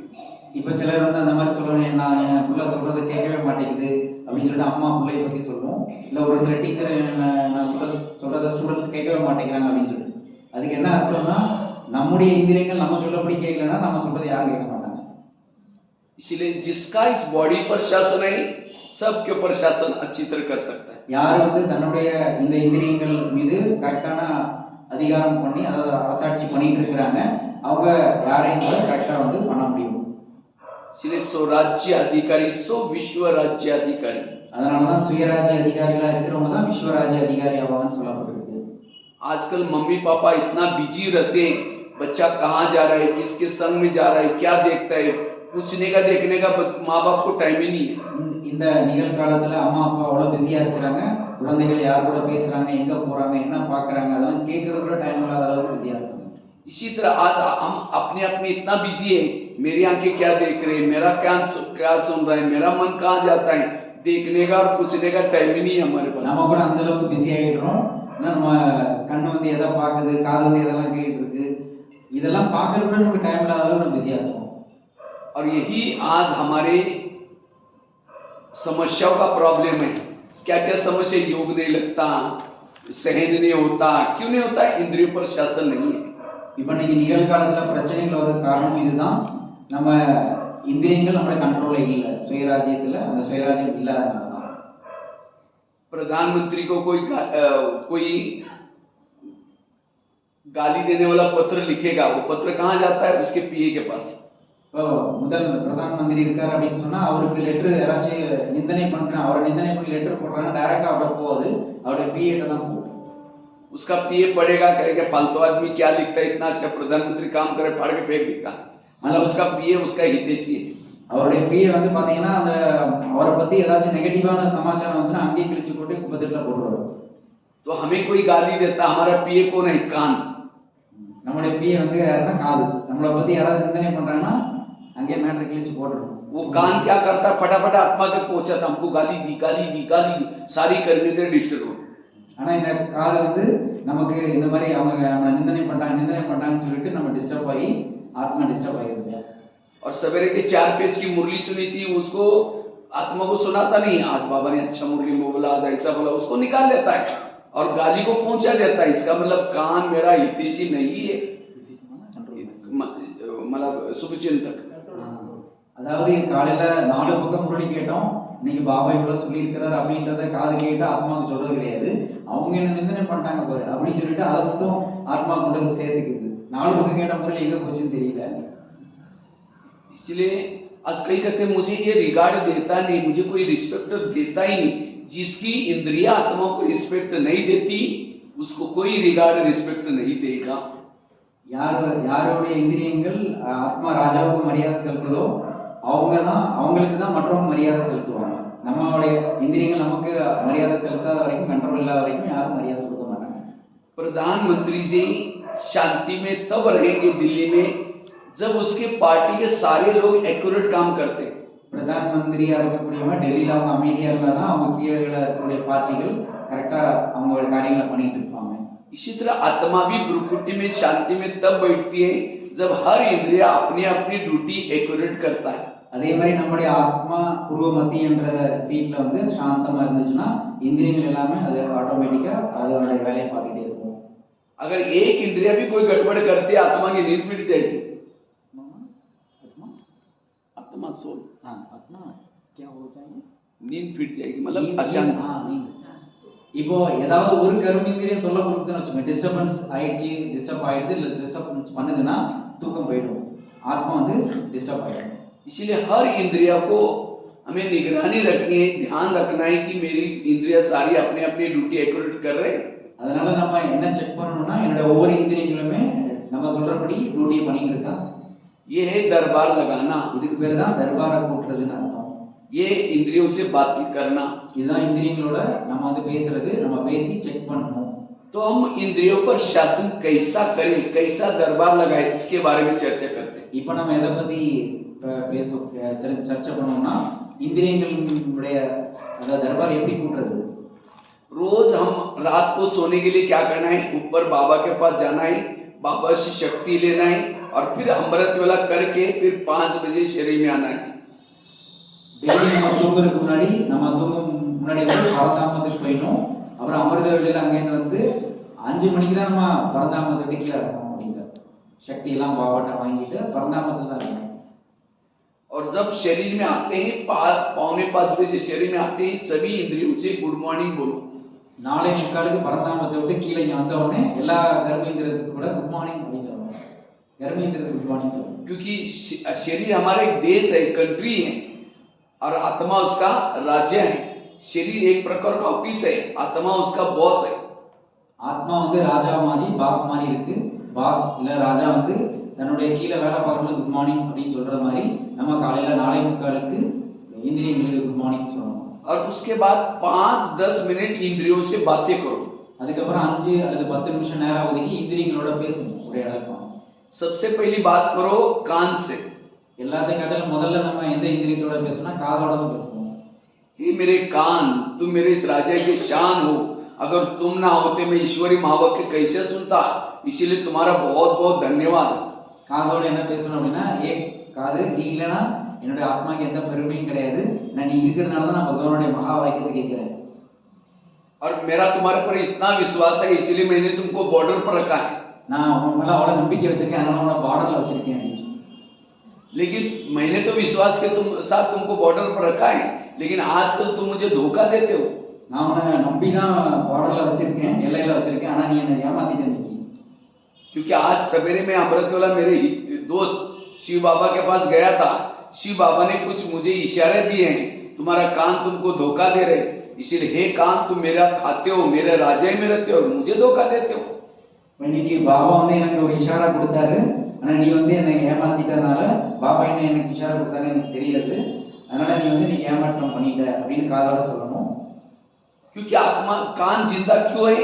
क्योंकि आत्मा ने कमाया हुआ खून सप्लाई होता है इसलिए जिंदा है. अगर कान थोड़ा डिस्टेंस में दूर होता तो कान के जीवाणु जिंदे न रहते. खाता है आत्मा का, धोखा दे रहा आत्मा को. இப்ப காது இருக்கு அப்படின்னு சொன்னா இந்த ஆத்மாவுடைய சக்தினால இதுல ரத்தம் எல்லாமே கிடைக்கிறதுனால காது இருக்கு, இயங்கிட்டு இருக்கு. காது கொஞ்சம் தள்ளி இருந்துச்சுன்னா ஆத்மாவுடைய கண்ட்ரோல் இல்லாம இருந்துச்சுன்னா காது வேலை செய்யணும், வேலை செய்யாது. इसलिए हे कान, आज तक जो हुआ कोई बात नहीं, लेकिन आज रात को सोने से पहले मैं दरबार लगाने वाला हूं. अगर उस दरबार में तुमने सारा दिन कुछ मेरा सुना है मैं सजा दूंगा. அதனால இரவுல தூங்குறதுக்கு முன்னாடி தர்பார் கூட்டும் போது இந்திரியங்களோட பேசணும். நான் டெய்லி நைட்டு தர்பார் கூட்டுவேன், ஏதாவது நீங்க ஏமாற்றம் பண்ணீங்கன்னா தண்டனை கொடுப்பேன் அப்படின்னு இந்திரியங்கள்ட்ட பேசணும். அந்த காது விஷயத்த சொல்லும்போது என்ன சொன்னாங்கன்னா, இந்த ஆத்மா இருக்கிறதுனாலதான் இங்க ரத்தம்லாம் வந்து ஆத்மா தான் இந்த காதுக்கு வாழ்க்கை கொடுக்குற மாதிரி வச்சிருக்குது. ஆனா அது ஆத்மாவுக்கு துக்கம் கொடுக்குற மாதிரி, ஆத்மாவுக்கு ஏமாற்றம் கொடுக்குற மாதிரி வேலையை அது பண்ணிட்டு இருக்கு காது அப்படின்றத காதை பத்தி சொன்னார். इसलिए ये सवेरे के दरबार में बात कर रहे कान से. अगर तुमने कुछ गलत सुना तो मैं शाम को रात को सोने से पहले सजा दूंगा. காதோட நம்ம பேசணும். நீ தவறுதலான விஷயங்களை நீ கேட்டு அப்படின்னா நான் சாயங்காலம் உனக்கு தண்டனை கொடுப்பேன். और ये भी नहीं समझना, मुझे कुछ पता ही नहीं चलता कि तुमने क्या सुना, क्योंकि आज शरीर रूपी किले के चारों तरफ से मैंने सीसी कैमरे का प्रबंध किया है. मेरा बुद्धि रूपी नेत्र सदा एक्टिव रहता है, तीसरा नेत्र. இப்போ எல்லா இடத்துலயும் சிசிடி கேமரா வச்சிருக்கிறாங்க. இந்த கோட்டைன்னு பிரதர் ஃபர்ஸ்ட் சொன்னாரு, அங்க எல்லாமே விழிப்புணர்ச்சியோட இருக்கிறாங்க. கேமரா மாட்டிருக்கு, சிசிடி கேமரா மாட்டிருக்கு. அதனால நீ ஃபுல் டே என்ன பண்றேன்னு நான் கேமரால பாத்துருவேன், பார்த்துட்டு ஒழுங்கா ஹெல்ப் பண்ணலைன்னா தண்டனை கொடுத்துருவேன், ஏமாத்திட்டான்.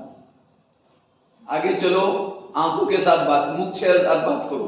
हे मुख, तुम भी मेरे इस राजा के शान हो. अगर तुम ना होते मैं ईश्वरी महावाक्य दूसरों को कैसे सुनाता. लेकिन कभी कभी तुम किसी का परचिंतन करते हो, किसी का अपमान करते हो. क्या मैंने तुमको इसीलिए रखा है? இந்த வாயோட நம்ம பேசணும். வாய் ஒரு கர்மேந்திரியன். அதோட எப்படி பேசணும்னா, நீ ரொம்ப எனக்கு கௌரவத்தை ஏற்படுத்தக்கூடிய கர்மேந்திரியன் நீ. ஏன்னா நீ இருக்கிறதுனால தான் நான் பாபாட்ட கேட்ட மகா வாக்கியங்களை நான் மற்றவங்க எடுத்து சொல்ல முடியுது. அந்த வேலை பண்ணேன்னா எனக்கு பெருமை தான். ஆனா நீ அடுத்தவங்களை பத்தி பரச்சிந்தனை பண்றது, அடுத்தவங்களை பத்தி பேசுறது, இதனால எனக்கு எந்த விதமான லாபம் கிடையாது, எனக்கு நஷ்டம் தான். आगे चलो, आंखों मुख को बहु बहु. हे मुख, अगर सारा दिन तुमने कोई किसी का अपमान किया है, निंदा की है, कुछ गलत काम किया, मैं रात को सोने से पहले दरबार लगाऊंगा. अगर तुमने गलत किया तुमको सजा दूंगा. நீ இந்த மாதிரி இந்த வாய் கூட கிடைச்சிருக்கிறது பாபாவுடைய மகா வாக்கியம் சொல்றது தான். அடுத்தவங்களை பத்தி குறை சொல்றதுக்கோ தவறுதலா நடத்துறதுக்கோ கிடையாது. அப்படி ஒருவேளை நீ தவறுதலா நடந்துட்டீங்கன்னா நான் உனக்கு தண்டனை கொடுப்பேன். आगे चलो, आंखों के पास. हे आंखें, मुझे 84 जन्म में बहुत आंखें मिली, लेकिन तुम्हारे जैसे भाग्यशाली आंखें कोई नहीं मिली. क्योंकि तुम्हारे द्वारा मैंने सत्यम शिवम सुंदरम को देखा है. तो क्या प्रभु को देखने बाद तुम्हारा पेट नहीं भरा? तुम इस संसार की विरत बातें क्यों देखते हो? கண்ணோட பேசணும். கண்ணோட எப்படி பேசணும்னா, இப்போ நம்ம வந்து இந்த கண்ணு கூட கண்ணோட எப்படி பேசணும்னா, 84 ஜென்மம் நான் எடுத்திருக்கிறேன். 84 ஜென்மமும் எனக்கு 84 கண் கிடைச்சிச்சு. ஆனா இந்த உனக்கு தான் பாக்கியம் கிடைச்சிருக்கு. நான் பிரபுவை பார்க்கக்கூடிய பாக்கியம் கிடைச்சிருக்கு. இப்ப பிரபுவை பார்த்ததுக்கு கூட உனக்கு சாட்டிஸ்ஃபைடு கிடையாதான். ஆனா திருப்பி வீணான விஷயங்களை ஏன் பார்த்துட்டு இருக்க?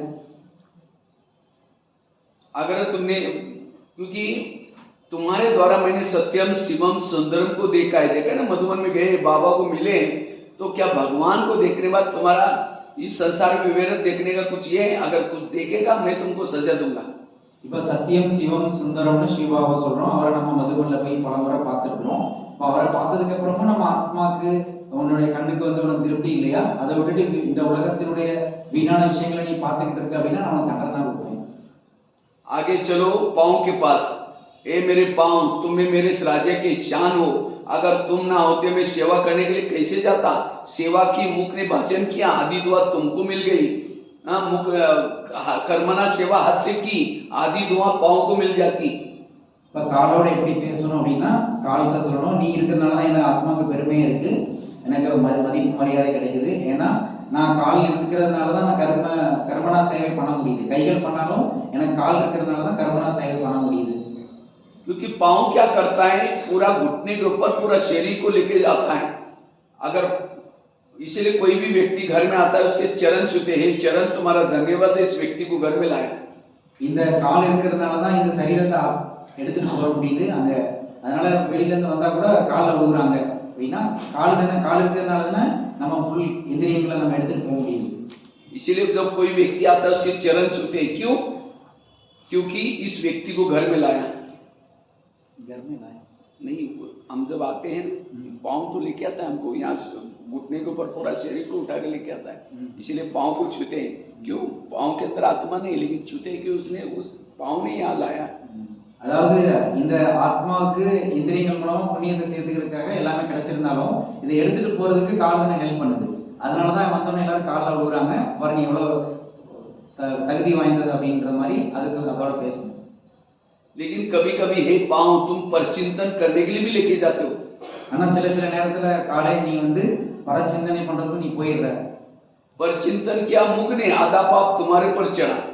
பரச்சிந்தன் பண்ணுது அப்படின்னு சொன்னா அதாவது வாய் தான் பண்ணுது, ஆனாலும் கூட பாத்தீங்கன்னா பாதி தண்டனை உனக்கு, நீ தான் எடுத்துட்டு போன, கூட்டிட்டு போன. परचिंतन किया, सुना कान ने, आधा पाप तुझको भी चढ़ा। பரச்சிந்தன் கேட்டிருக்கோம் மற்றவங்களை பத்தி அப்படின்னா கூட அதுல பாதி தண்டனை காதுக்கு, பாதி தண்டனை உனக்கு. अगर तुम कहता नहीं नहीं मुझे नहीं जाना है, हे कान तुमको जाना है तो भले जाओ, हे मुख तुमको जाना है, मैं नहीं जाऊंगा, मैं राजा के लिए रिस्पेक्टेड हूँ, मैं राजा का खाता हूँ, राजा को धोखा नहीं दूंगा। अगर पाँव मान आ जाता तो कोई गलत होता ही नहीं। माना हर इंद्रिया हमें नीचे लेने के लिए निमित्त बनी। இந்த கால் வந்து எல்லா கர்மேந்திரங்களுக்கும் மேல கொண்டு வரதுக்கோ கீழே கொண்டு வரதுக்கோ நிமித்தமா இருக்கு. இப்போ வந்து பரச்சிந்தன் பண்றதுக்கோ பர தரிசனம் பண்றதுக்கோ நம்ம காதோ கண்ணோ போறேன்னு சொல்லிச்சுன்னா நம்ம காலை என்ன சொல்லணும், நான்லாம் வர மாட்டேன், நான் ராஜாவுக்கு நம்பிக்கையான ஆளு, நான் வந்து ராஜா சொல்றபடி தான் கேட்பேன், நீ போனா போ அப்படின்னு சொல்லி இருந்தா அங்க நெகட்டிவா எதுவுமே நடந்திருக்காது. ये है ईमानदारी, ये है सच्चाई। हर इंद्रिया अपनी अपनी ड्यूटी एक्यूरेट करती है, तब सच्चाई है, सफाई है।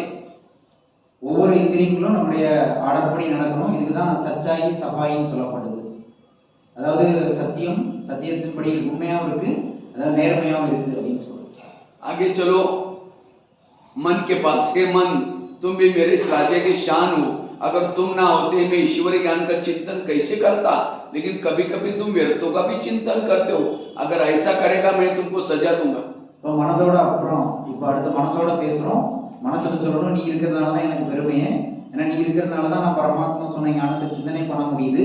ஆனா அப்படிப்பட்ட நீ வந்து ஞான சிந்தனை பண்ணாம மற்றவங்களை பத்தி சிந்தனை பண்ணிட்டு இருந்தேன்னா உனக்கு தண்டனை தான் கொடுப்பேன். आगे चलो बुद्धि के पास, हे बुद्धि मैंने सभी इंद्रियों में से चुन करके तुमको मंत्री बनाया। புத்தியோட பேசணும். எப்படி பேசணும்னா, நான் வந்து உன்னை மந்திரியாக மாத்திருக்கிறேன், என்னெல்லாம் மனசு நினைக்குதோ அதுக்கு மந்திரியாக நான் உன்னை வச்சிருக்கிறேன். और कौन सा मंत्री? गृह मंत्री है। என்ன மந்திரி அப்படின்னா गृह मंत्री, होम मिनिस्टर। ஹோம் மினிஸ்டரா வச்சிருக்கிறேன். क्योंकि समझो मन में विचार आया, मुझे फिल्म देखने के लिए जाना है, तो मन की विचार की फाइल कहाँ जाती है? बुद्धि के पास। இப்போ நம்ம சினிமா பார்க்கணும்னு சொல்லுது மனசு, அது முதல்ல புத்திட்ட தான் போகும் ஃபைனல் பண்றதுக்காக. तो आज तक जो भी मेरे जीवन में पाप हुआ है, साइन किसके है? बुद्धि। नहीं, पाप जो जितना भी पाप किया है उसकी साइन किसने, हाँ किसने बोला है? இப்போ பாவம் செய்ய निर्णय போறோம்னு किसने किया? மனசுல சங்கல்பம் வந்துச்சு, ஆனா அதை சரி செய்யலாம்னு சைன் போட்டது யாரு? புத்தி தான். புத்தி சைன் பண்ணதுனால தான் அங்க அது மாதிரி நடந்திருக்கு. इसलिए बुद्धि से बातें करो। ये बुद्धि, तुमको मैंने मंत्री बनाया और मुझे लगा कि तो मेरा राजकारोबार अच्छा चलेगा, और तुमने तो मुझे रावण की जेल में डाल दिया। यही मैंने मंत्री बनाने का फायदा क्या? इसीलिए हे बुद्धि, आज तक जो हुआ कोई बात नहीं, लेकिन आज से तुम्हें हर निर्णय श्रीमत के आधार से लेना है। புத்தியோட எப்படி பேசணும்னா, நான் உன்னை நம்பி தான் வச்சிருந்தேன், மனசு என்னதான் சொன்னாலும் நீ கரெக்டா நிர்ணயம் பண்ணணும், ஆனா நீங்க தவறுதலா நிர்ணயம் பண்ணிடக்கூடாது, உன்னை நம்பி தான் வச்சிருக்கிறேன். अगर कोई गलत निर्णय लेगा तो श्रीमत प्रमाण निर्णय लेना है। இப்போ வந்து இது வரைக்கும் நடந்து எப்படி இருந்தாலும் பரவாயில்ல, பாஸ்ட் இஸ் பாஸ்ட். ஆனா இனிமே நீ வந்து ஸ்ரீமத் படி தான் ஒவ்வொரு விஷயத்துக்கு நிர்ணயம் பண்ணி கொடுக்கணும், சைன் பண்ணணும், ஓகே சொல்லணும். इसको कहते हैं राज्य, ये है पुरुषार्थ। இதுக்கு பேர் தான் ராஜான்னு சொல்லப்படுது. ராஜ்யம் பண்றதுக்கான நம்ம அடையிற புருஷார்த்தம். देवता बनने के लिए केवल मुरली सुन ली, बाहर का ये किया वो नहीं, देवता बनने के लिए गहरा तपस्या, ये है पुरुषार्थ। நம்ம தேவதை ஆகணும் அப்படின்னு சொன்னா நம்ம முரளி கேட்டாச்சு அப்படின்றதுல அதுல நம்ம இது பண்ணிடக்கூடாது, ஆழமான புருஷார்த்தம் பண்ணணும். இதான் நம்ம செய்ய வேண்டிய புருஷார்த்தம். ये तो आए, मुरली सुनी, सेवा किया, कर्मेंद्र पर शासन नहीं, सत्युग में तो जाएंगे, लेकिन दास दासी बनेंगे। तो दास दासी नहीं बनो, राजा बनो। इसके लिए इंद्रियों पर शासन करना जरूरी। இப்போ நான் வந்து ஞானத்துக்கு வந்துட்டேன், முரளி கேட்கிறேன், சேவையெல்லாம் பண்றேன், ஆனா இந்திரியங்கள் என்னுடைய கண்ட்ரோல்ல இல்லை, நான் அதை கண்ட்ரோல்ல வச்சுக்க முடியல, அதுக்கு நான் ராஜாவா இல்லை. சத்தியகுத்துக்கு வந்துருவீங்க, நான் அங்கே போய் தாச தாசியாக ஆக வேண்டியதாயிருக்கும். आज कई फिर प्रॉब्लम करते, भाई जी हमारा योग ही नहीं लगता, मेरा क्यों नहीं लगता? इंद्रियों ने गलत सुना है, देखा है, वही बातें योग में आपको योग लगने नहीं देंगी, संस्कार बदलेंगे नहीं। அநேகம் பேர் வந்து என்ன மாதிரி அவங்கள பத்தி நான் குறை சொல்றாங்கன்னா, நான் யோகா பண்ணதான் நினைக்கிறேன், எனக்கு யோகா பண்ண முடியல, புத்தி லைக்க மாட்டேங்குதுன்னு சொல்றாங்க. அதுக்கு என்ன காரணம்னா, நீங்க இந்திரியங்கள் மூலமா தேவையில்லாத வீணான விஷயங்களை பாக்குறீங்க, கேட்குறீங்க அப்படின்னு சொன்னா அது எப்படி லைக்கும்? யோகா வந்து புத்தி எப்படி லைக்கும்? ब्राह्मणों की सभी समस्याओं का कारण है इंद्रियों की अधीनता। நம்முடைய பிராமண வாழ்க்கையில எல்லாருக்கும் வரக்கூடிய பிரச்சனைகளுக்கு காரணமே வந்து நம்ம இந்திரியங்களுக்கு அடிமையாகிறத வச்சுதான் இருக்கு. इसलिए ये पुरुषार्थ करो। அதனால இந்த முயற்சியை நம்ம வந்து பண்ணணும். सारी समस्याओं, विघ्न चार प्रकार के, एक है जिन लोगों के बीच में रहते हैं उन लोगों की तरफ से आने वाला विघ्न। 4 விதமான ரூபத்துல தடைகள் வரும். நம்ம யாருக்கு மத்தியில இருக்கிறோமோ அவங்க மூலமா தடைகள் வரலாம். वो आपका अपमान करेंगे, निंदा करेंगे, आपको तंग करेंगे, उसे आपको मेरा संकल्प चलेंगे, ये विघ्न पैदा होता है। இப்போ அவங்களுக்கு அவங்கள அவமரியாதை பண்றாங்க, அவதூறு சொல்றாங்க அப்படின்னு சொன்னா அதை பத்தி எண்ணங்கள் ஓடும், அது நமக்கு விघ्नमा மாறிடும். दूसरा विघ्न है पुराने संस्कार हमारे जागृत होते हैं, इससे हमारा टाइम वेस्ट हो जाता है, की कमाई चिट हो जाती है। இப்போ ரெண்டாவது பழைய சம்ஸ்காரம், அது வந்து எமர்ஜ் ஆயிடுது அப்படின்னா நம்முடைய சேமிச்சு வச்ச எல்லா வருமானத்தையும் ஒண்ணுமில்லாம ஆக்கிடுது, டயத்தெல்லாம் வேஸ்ட் பண்ணிடுது. तीसरा विघ्न है प्रकृति का विघ्न, कभी गर्मी बढ़ेगी, सर्दी बढ़ेगी, मच्छर पैदा होंगे, योग लगा नहीं सकेंगे। மூணாவது தடை ரூபத்தில் என்னன்னா தத்துவங்கள், இயற்கை மூலமாக சில நேரத்தில் அதிக வெயில் அடிக்குது, சில நேரத்தில் அதிகமாக குளிர் அடிக்குது, சில நேரத்தில் அதிகமாக கொசு ஜாஸ்தி வந்துடுது, அதனால எனக்கு யோகா வர மாட்டேங்குது, அது கூட விघ्न தான். और चौथा विघ्न है कर्मेंद्र के द्वारा आने वाला विघ्न। 4வது விघ्नன்னா கர்மேந்திரன் மூலம் வரக்கூடிய தடைகள். अगर आप कर्मेंद्र जीत है, ये तीनों भी विघ्नों में भी आप विजय बन सकते हैं। நீங்க கர்மேந்திரங்களை மட்டும் வெற்றி அடைஞ்சா போதும், முதல்ல 3 சொன்னோம் இல்லையா, அது எல்லாத்தையுமே நீங்க வெற்றி அடைய முடியும். अगर लोग आपको कितना भी तंग करे, परेशान करे, अगर आपकी इंद्रिय आपने अपनी ड्यूटी एक्यूरेट है, वो बातें आपको कुछ भी नहीं लगेगी। நீங்க இந்திரியங்களை கரெக்டா வச்சுக்கிட்டீங்கன்னு சொன்னா மனிதர்கள் என்னதான் உங்களுக்கு அவதூறு சொன்னாலும் சரி, நீ உங்களுக்கு அது டிஸ்டர்பன்ஸ் ஆகாது, நீங்க உங்களுடைய ஆர்டர் படி இருப்பீங்க, உங்களுடைய சுயராஜ்யம் இருப்பீங்க, அது உங்களுக்கு ஒரு பிரபாவத்தை ஏற்படுத்தாது.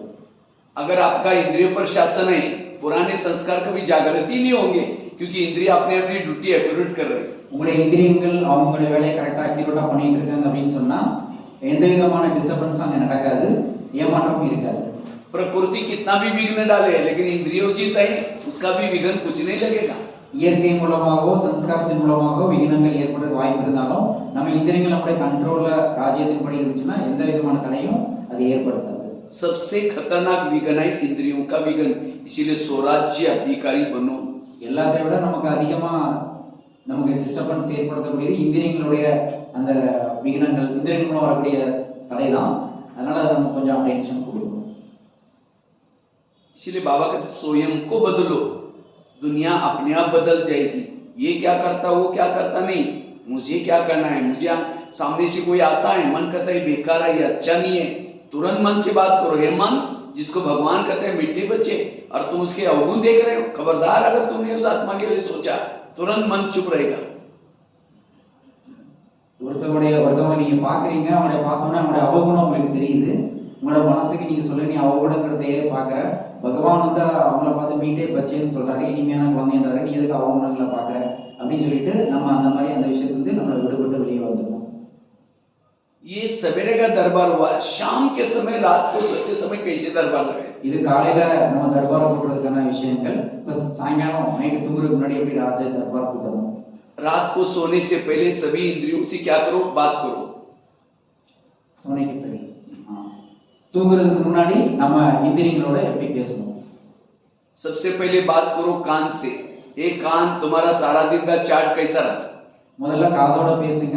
காது ஃபுல் டே எல்லா லைட்டும் போடுங்க. காது வந்து நீ ஃபுல் டே சார்ஜ் எப்படி இருக்கு அப்படின்றது காதோட பேசுங்க. तुम्हारा बहुत बहुत धन्यवाद। सवेरे 7 बजे तुम्हारे द्वारा मैंने मुरली सुनी। காலையில நான் 7 மணிக்கு உன் மூலமாக காது மூலமாக நான் முரளி கேட்டேன், உனக்கு தேங்க்ஸ் அப்படின்னு சொல்லுவேன். लेकिन 12-1 बजे कोई माता जी आई थी, किसी की व्यर्थ बातें सुना रही थी, फलानी ऐसी है, वो ऐसा है, और तुमने नजदीक जाकर के सुना था, क्योंकि मैंने सीसी कैमरे के अंदर वो देखा वैसा रहा। காலையில 7 மணிக்கு முரளி கேட்டதுக்கு தேங்க்ஸ் சொல்லணும். 11 மணிக்கு ஒரு மாதாஜி வந்து அடுத்தவங்களை பத்தி வேண்டாதெல்லாம் சொன்னாங்களே, நீ வந்து பார்த்ததை நான் வந்து சிசிடிவி கேமராவில் பார்த்துட்டேன், इसलिए तुम्हारे लिए सजा, तुमने मेरा कहना नहीं माना इसलिए सजा। உனக்கு தண்டனை தான், நான் சொன்னதை நீ கேட்காதனால உனக்கு தண்டனை தான். सजा मतलब कान को काट करके फेंकने की सजा नहीं दो।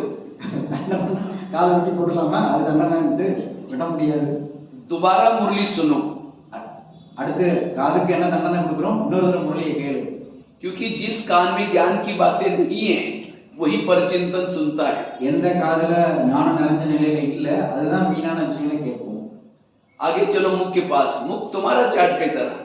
இப்போ வாயை பத்தி வாயோட பேசுறோம், உன்னுடைய சார்ட் இன்னைக்கு ஃபுல் டே எப்படி இருந்துச்சு. समझो कान ने दरवाजा खोला तो तुमने तो अपना दरवाजा बंद रखना चाहिए था, चुप रहना चाहिए था, दुश्मन वहीं से वापिस चला जाता। காது மூலமா சமாச்சாரத்தை கேட்குறீங்க, உங்க வாயாச்சு சுப் பண்ணிருக்கலாம்ல, அமைதியா இருக்கலாம்ல, இப்போ நீங்க வாயை திறந்தீங்க.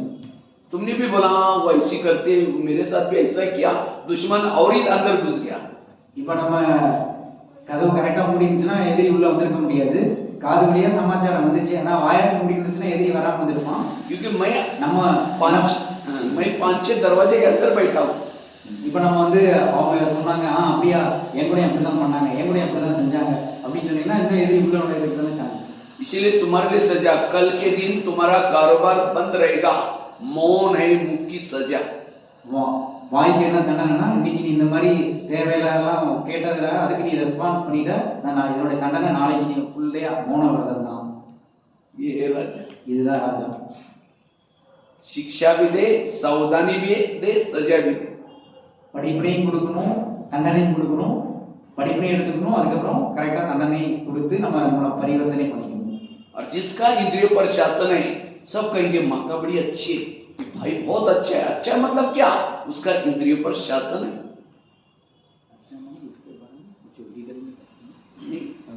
दूसरों को देखने के लिए अच्छा, हाँ उसका व्यवहार अच्छा लगेगा, पॉजिटिव देखना है। नहीं, अगर उस माता का इंद्रिय पर शासन है तो देखने वाले कहेंगे माता बड़ी अच्छी है। हाँ वो पॉजिटिव देखेंगे, सहनशील देखेंगे। யாருடைய இந்திரியங்கள் ஆர்டர் பண்ணி இருக்கோ அவங்க மற்றவங்களுடைய விசேஷத்தை மட்டும் தான் பார்ப்பாங்க. இந்த மாதாஜி ரொம்ப நல்லா அப்படின்னு பாசிட்டிவான விஷயங்கள் மட்டும் தான் அவங்க பார்ப்பாங்க அப்படின்னு சொல்றாங்க. इसलिए स्वराज्य अधिकारी बनो, सारी समस्या बाबा को भी प्रत्यक्ष कर सकेंगे, आपका व्यवहार सबको प्रिय लगेगा। நீங்க சுயராஜ்ய அதிகாரியாகுங்க, பாபாவை பிரத்யட்சப்படுத்த முடியும், உங்களுடைய நடத்தை மூலமா நிறைய காரியங்களை செய்ய முடியும். आज कई माताएं यहाँ से मुरली सुन के घर में जाएंगी, जाते लोग बोलेंगे मुसीबत आ गई, प्रॉब्लम्स आ गए। இங்க ஞானம் கேட்டு போறாங்க, வீட்டுல போனா எனக்கு ப்ராப்ளம் வந்துருச்சுன்னு சொல்றாங்க. क्यों बोलते हैं, क्योंकि उस माता का अपने इंद्रिय पर शासन नहीं है, इसलिए वो दूसरों के लिए प्रॉब्लम बन रहे। ப்ராப்ளம் அப்படின்னு சொன்னா அது காரணம் இந்திரியங்கள் மீது நம்முடைய கண்ட்ரோல்ல இல்ல, நம்முடைய சுயராஜ்யம் கரெக்டா இல்ல, அதனாலதான் ப்ராப்ளம் இருக்கு. अगर कोई देवी को देख करके कोई किनारा करता थोड़ी है सर, साइड पर देवी को तो देखते रहना चाहिए। तो हम तो देवी है, लेकिन आज हमें देखने पर कोई रास्ता काट देता है, कोई देव पसंद नहीं करता। क्यों? हमारा इंद्रियों पर शासन की कमी है। தேவியை பார்க்கும்போது தரிசனம் பண்ணும்போது தேவியை பார்த்துக்கிட்டே இருக்குன்னு நினைக்கிறாங்க. நம்ம தேவி மாதிரி ஆக போறோம், நம்மளை பார்த்து மூஞ்சி திருப்பிட்டு போறாங்க அப்படின்னு சொன்னா அப்ப நம்ம சுயராஜ்ய அதிகாரி கட்டாங்கல்ல, இந்திரியங்கள் நம்ம கண்ட்ரோல் இல்லை, அதனாலதான் மொத்தத்தை நம்மளை பார்க்கறதுக்கே அவங்க விரும்ப மாட்டேங்கிறாங்கன்னு அர்த்தம். तो चलिए, क्योंकि राजाओं की भी कुछ निशानी होती है। राजा किसको कहेंगे? ராஜானா ராஜாவுக்கு அடையாளம் இருக்கும் இல்லையா? அப்ப ராஜான்னு யாரை சொல்றது? राजा की पहली निशानी, राजा जिस शहर में रहता है सब लोग उसका कहना मानते हैं। ராஜா வந்து எந்த நகரத்துல இருக்கிறாரோ அவர் அங்க இருக்காருன்னா அந்த நகரத்துல இருக்கிற எல்லாருமே அவர் சொல்றதை ஏத்துக்குவாங்க, ஏற்று நடப்பாங்க. अगर एक भी कहना नहीं मानेगा, राजा उसको फांसी देता है। ஒருத்தர் கூட ராஜா சொன்னதை கேட்கலாம், ராஜா வந்து தூக்கில போட்டுருவாரு, நான் சொன்னதை நீ கேட்கல அப்படின்னு சொல்லிட்டு. इसी तरह हम इस शरीर पे शहर में रहते हैं, अगर हमारी इंद्रिया हमारी नहीं मानते तो भविष्य के राजा कौन मानेगा? कोई नहीं मानेगा। இப்ப நம்ம இந்த சரீரம் அப்படின்றது வந்து ராஜ்யம் பண்ணக்கூடிய இடம். அங்க ஒருத்தர் கூட நம்ம சொன்னதை கேட்கலன்னா எப்படி நம்ம எதிர்காலத்துல போய் ராஜ்யம் பண்ணுவோம்? दूसरी राजा की निशानी, राजा दानी होता है। राजा के घर से कोई भी खाली नहीं जाता। ராஜாவோட இன்னொரு அடையாளம், ராஜா எப்பவுமே கொடுக்கக்கூடிய வள்ளலாக இருப்பாரு, தானம் பண்ணக்கூடியவரா இருப்பாரு. ராஜா தேடி வந்தவங்க வெறுங்கையோட போக மாட்டாங்க. तो आप लोग इतना दान करते हैं? நீங்க அந்த அளவுக்கு தானம் பண்றீங்களா? दान मतलब धन की बात नहीं, ज्ञान का दान, शक्तियों का दान। समझो कोई पड़ोसनी है, रोज घंटी बजा करके कहते हैं देवी आओ मुझे दर्शन दो, देवी सामने है, कभी एक शब्द में नहीं सुना है, कंजूस है। அதாவது நம்ம அந்த அளவுக்கு கொடுக்கக்கூடியவங்களா இருக்கணும். கொடுக்கக்கூடியனா பைசா கொடுக்குன்ற மேட்டர் கிடையாது. இப்ப நம்ம யாருக்காவது ஞான தானம் பண்றோமா, இல்ல நம்மகிட்ட இருக்கிற சக்திகளை தானம் கொடுக்குறோமா? இப்ப நம்ம தேவியா இருக்கோம் அப்படின்னு சொன்னா அவன் மணி அடிச்சுட்டு தேவி வாங்க தேவி வாங்கன்னு சொல்லக்கூடாதுல்ல. இப்ப நம்ம தான் தேவியா இருக்கோம். कई को क्या लगता है ब्रह्मा कुमारी में आए तो हमें सब मिलेगा, ये हमारी गलत फहमी है। ஒரு சிலர் அப்படி சொன்னாங்க, பிரம்மா குமாரி சொன்னா எல்லாமே கிடைச்சிடும் அப்படின்னு சொல்லிட்டு. अगर यहाँ करेंगे नहीं तो मिलेगा भी कुछ नहीं। ஆனா வந்து நீங்க செஞ்சாதான் கிடைக்கும், செய்யாத வரைக்கும் எதுவுமே கிடைக்காது. एक बहू थी, शादी से पहले बहुत दान पुण्य करती थी, लेकिन जब उसकी शादी हुई दान पुण्य नहीं करती, क्योंकि उसकी शादी एक सेठ जी के घर में हुई थी। वो थे सेठ जी लेकिन थे कंजूस। शादी के पहले तो इतना दान देते हैं। हाँ, लेकिन उसके बाद शादी हुई थी, दान पुण्य नहीं करती। उसकी शादी सेठ जी के घर में हुई थी, लेकिन सेठ जी थे लेकिन थे कंजूस। ஒருத்தவங்க வந்து மேரேஜ் ஆகிறதுக்கு முன்னாடி ஒரு பெண் வந்து அவ்வளவு தானம் एक स्टोरी பண்றாங்க. ஆனா மேரேஜ் ஆனதுக்கு அப்புறம் தானம் புண்ணியம் பண்றதை ஸ்டாப் பண்ணிட்டாங்க. ஏன்னா பண்ணியிருக்கிற சேட்டு வந்து கஞ்சன், அதனால வந்து தானம் புண்ணியம் பண்றதை ஸ்டாப் பண்ணிட்டாங்க. तो एक बार वो महल के बाहर, उनका बड़ा महल था शहर में, महल के बाहर उसकी सास, ससुर, पति, वो बहू सब बैठे थे। इतने में एक सन्यासी आया। இப்போ ஒரு நாள் வந்து அவங்க அவ்வளவு பெரிய மாளிகை, அவங்க பெரிய பணக்காரங்க, அந்த மாளிகையில உட்காந்துருக்காங்க. அப்போ அவங்க ரிலேஷன் எல்லாருமே உட்காந்துருக்காங்க. ஒரு சன்னியாசி வந்து தான் வர. तो सन्यासी ने कहा मुझे भिक्षा चाहिए। சன்னியாசி வந்து கேட்கிறேன் எனக்கு பிக்ஷா கொடுங்க அப்படின்ட்டு. तो बहू कहते मैं खुद बासी खाती और भूखी सोती, तुमको कहाँ से दूं? பகுனா யாரு? மருமகளா? மருமக என்ன சொல்றாங்க? என்ன சமாச்சாரம்? क्या क्या बोला? समाचार क्या है? बहू क्या बोल रही है? नहीं, बहू बोल रहे कि बासी खाती और भूखी सोती हूँ। क्या इसका बासी मतलब पुराना मैं खाती हूँ, रोटी कल का चावल खाती हूँ, मतलब पुराना खाती हूँ। और भूखी सोती हूँ, अगले मतलब कुछ खाए बिना खाए सो जाती हूँ। क्या புரியுது தமிழ்ல? மருமக சொல்றாங்க நான் பழைய சாப்பிடுறேன், இல்லைன்னா அவங்க கொடுக்குறது கஞ்சத்தனத்தை வெளிப்படுத்த முனிவரை பார்த்து சொல்றாங்க பழைய சாப்பிடுறேன், இல்லாட்டி ஒண்ணும் இல்லாம பட்னியோட தூங்குறேன். மருமக வந்து சன்னியாசிட்ட சொல்ற சமாச்சாரம், நானே பழச சாப்பிட்டு இருக்கேன், இல்லைன்னா பட்னியா தூங்கிடுவேன் அப்படின்னு சொல்லி கொடுக்குறதுக்கு ரெடி கிடையாது. तो सास ने जब सुन लिया, सास को तो गुस्सा आया, हम इतने बड़े महल में रहते हैं और ये खाते हैं, मैं बासी खाती हूँ भूखी सोती हूँ। लेकिन सन्यासी था इसलिए कुछ नहीं बोला। மாமியாருக்கு கோபம் வந்துருச்சு, இவ்வளவு பெரிய மாளிகையில இருக்கிறோம், இது இந்த மாதிரி சொல்லுது அப்படின்னு சொல்லிட்டு சன்னியாசி சொல்றேன். मना सन्यासी ने कुछ नहीं बोला, वो सन्यासी था इसलिए सास ने कुछ बोला ही नहीं, चुप गई। அவங்க அமைதியாயிட்டாங்க. तो दोबारा वो सन्यासी कहते हैं मुझे भिक्षा चाहिए। तो बहू कहते तुमने सुना नहीं, मैं खुद ही बासी खाती हूँ भूखा सोती, तुमको कहाँ से दो? सन्यासी चला गया वहां से। திருப்பி அதே திருப்பி சன்னியாசி கேட்கிறாரு, திருப்பி அந்த மருமக அப்படியே பதில் சொல்றாங்க, அவர் போயிட்டாரு. तो सास उठी, बहू को 2 थप्पड़ लगाई, तुमको कब मैंने बासी खिलाया? तुम रोज इतना अच्छा खाना खाती हो और इतना बड़े घर में रहती हो, वो धीरे से बोलते हैं मैं रोज बासी खाती हूँ। அப்போ போனதுக்கப்புறம் மாமியார் மருமகளை ஓகே ஒரு அரை நீ பட்டி பாருங்க நீங்க அவ்வளோ வெரைட்டியாக சாப்பாடு கிடைச்சிட்டு இருக்கான்னு சொல்லி ஓகே அரை விடுறாங்களா। कहते आज मेरी शादी शेठ जी के घर में हुई है, ये मेरे पिछले जन्म में कुछ पुण्य किया था उसका फल है, तुम्हारा पिछले जन्मों का मैं खा रही हूँ। நான் வந்து சேச்சியை கல்யாணம் பண்ணதுக்கப்புறம் தானம் புண்ணியம் ஸ்டாப் ஆயிடுச்சு, நான் இங்கே வந்து சாப்பிட்றேன்னா இந்த இவரால் கிடையாது, நான் பழசு செஞ்ச புண்ணியத்தை வச்சு இங்கே சாப்பிட்டு இருக்கேன்। और दुखी सत्य मतलब अगले जन्म के लिए मुझे आप कुछ करने नहीं दे रहे, मैं कुछ दान पुण्य करती ही नहीं, तो अगले जन्म में मेरा तो भूखा ही होगा, मतलब कुछ होगा ही नहीं मेरे पास।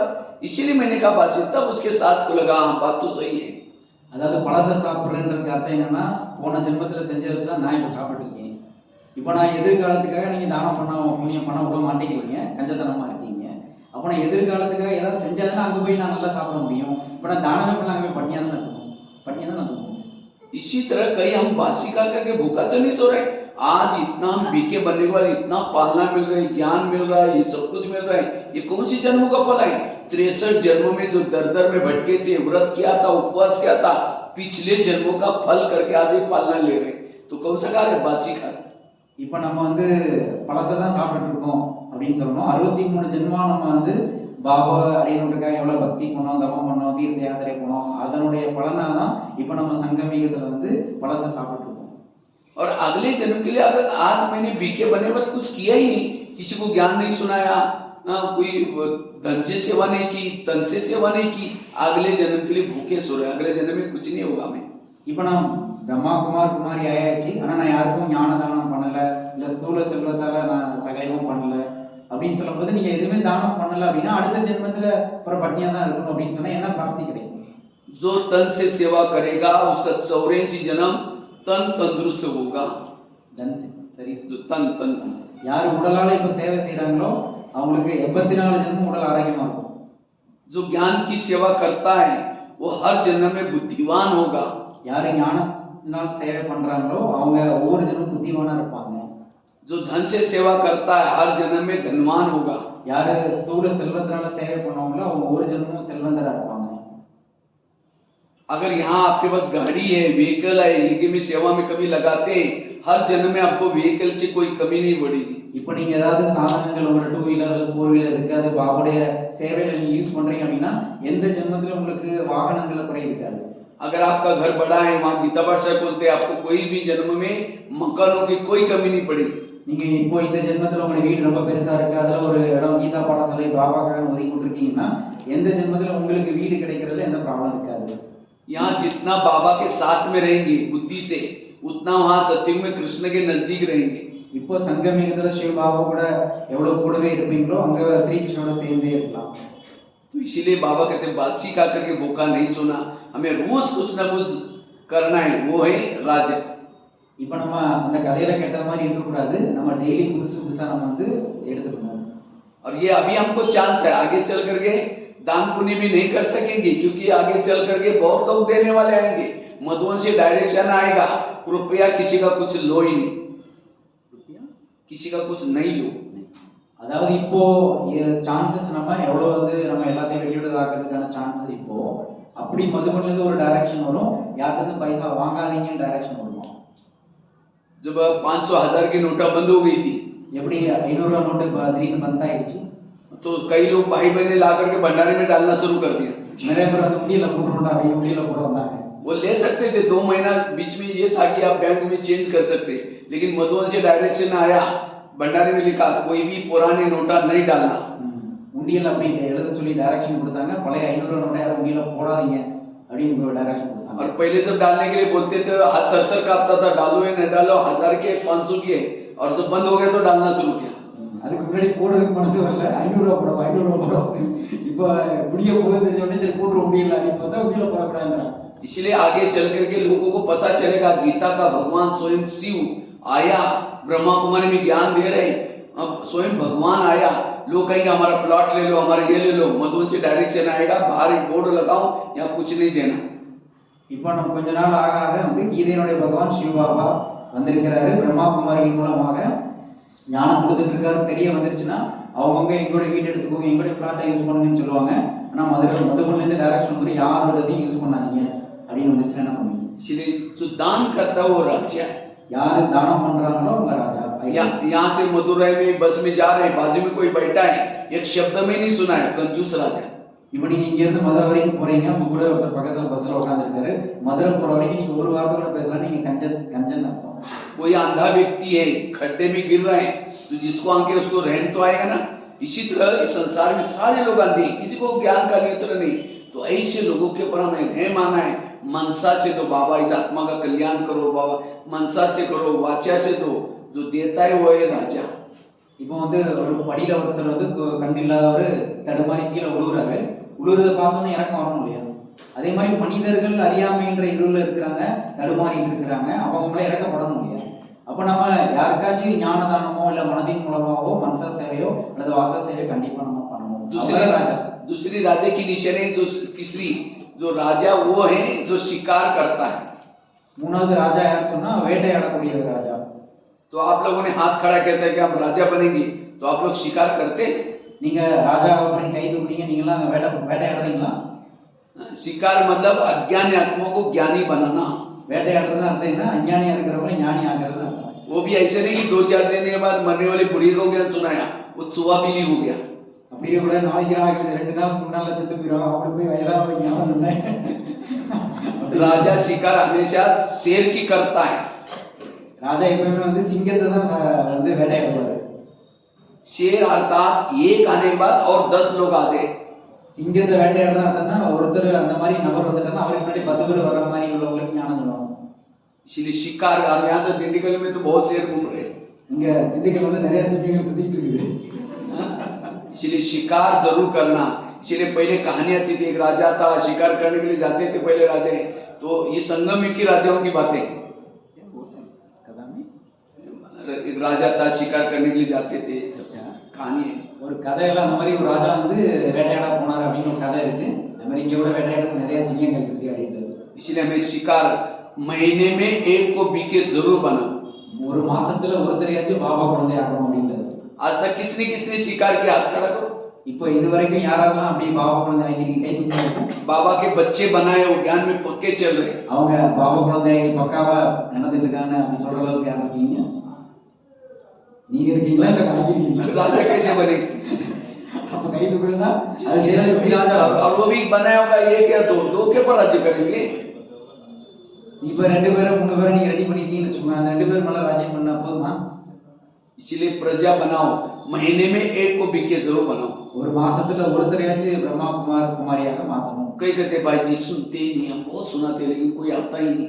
நிறைய பேர் என்ன சொல்றாங்க, நான் சொல்லதான் செய்றேன், கேட்கிறவங்க கேட்க மாட்டேங்கிறாங்க, வரவே மாட்டேங்கிறாங்க. अगर नहीं सुनता, आपके पास जो तीर है उसके अंदर धार नहीं है, योग की पावर नहीं है, इसलिए नहीं सुनता।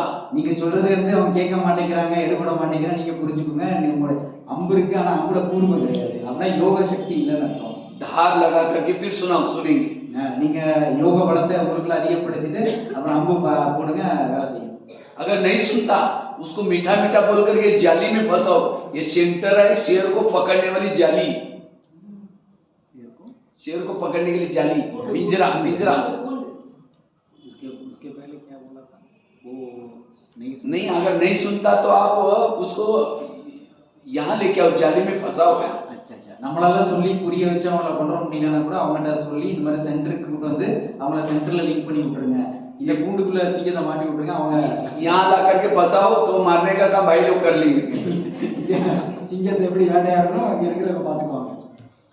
लेकिन जो यहाँ तक लाएगा उसको आधी दुआएं उसको मिलेगी। ஆனா யார் அங்க இருந்து இங்க வரைக்கும் கூட்டு வராங்க அவங்களுக்கு பாதி ஆசீர்வாதம் அவங்களுக்கு. लेकिन याद रखना, शेर की शिकार बड़ी सावधानी से की जाती है। ஆனா நம்ம சிங்கத்தை வேட்டையாடா எச்சரிக்கையோட வேட்டையாடணும். नहीं, कई बार पेपर में आता है कोई शिकार करने के लिए जंगल में गया था, शेर ने उसके ऊपर अटैक किया, उसको मार दिया। சில நேரத்துல செய்தித்தாள் அப்படிலாம் கூட கேள்விப்பட்டிருப்பீங்க, ஒரு வேட்டையாடுறதுக்காக போனாரு, அங்க உள்ள சிங்கம் அவரை கொண்டுருச்சு அப்படின்னு சொல்லுவாங்க. तो कई बार हम किसी को ज्ञान सुनाने के लिए जाते हैं, कहते अच्छा अभी ब्रह्मा कुमारी में फंस गए क्या? वहाँ फैशन नहीं करते, टीवी नहीं देखते, बाहर का खाना नहीं खाते, ब्रह्मचर्य का पालन करना होता है, ये कोई लाइफ है क्या? इसीलिए दुनिया में है। ये बातें सुनते कल से खुद ही आना बंद कर दिया, गया था दूसरे को मारने के लिए, खुद ही मर गया। ऐसा नहीं करना। இப்போ நீங்க யாருக்காச்சும் ஞானம் சொல்ல போறீங்க, வந்து நான் பிரம்மா குமாரி சொல்லி வந்திருக்கேன், ஞானம் சொன்னதுக்கு ஐயோ பிரம்மா குமாரி போயிருக்கீங்க அங்க போனா அசைவம் சாப்பிடக்கூடாது, வெளியில சாப்பிடக்கூடாது, பிரம்மச்சரிய தாரணை பண்ணணும், லைஃப் இதுக்காக இருக்கு, என்ஜாய் பண்ணணும் அப்படின்னு சொல்லிட்டு அவங்க போட்டு கிளப்பி விட்டுட்டு இவங்க அவங்கள போய் சாகடிக்க சொல்லி இவங்க செத்துருவாங்க, அப்புறம் சென்டருக்கு வர மாட்டாங்க.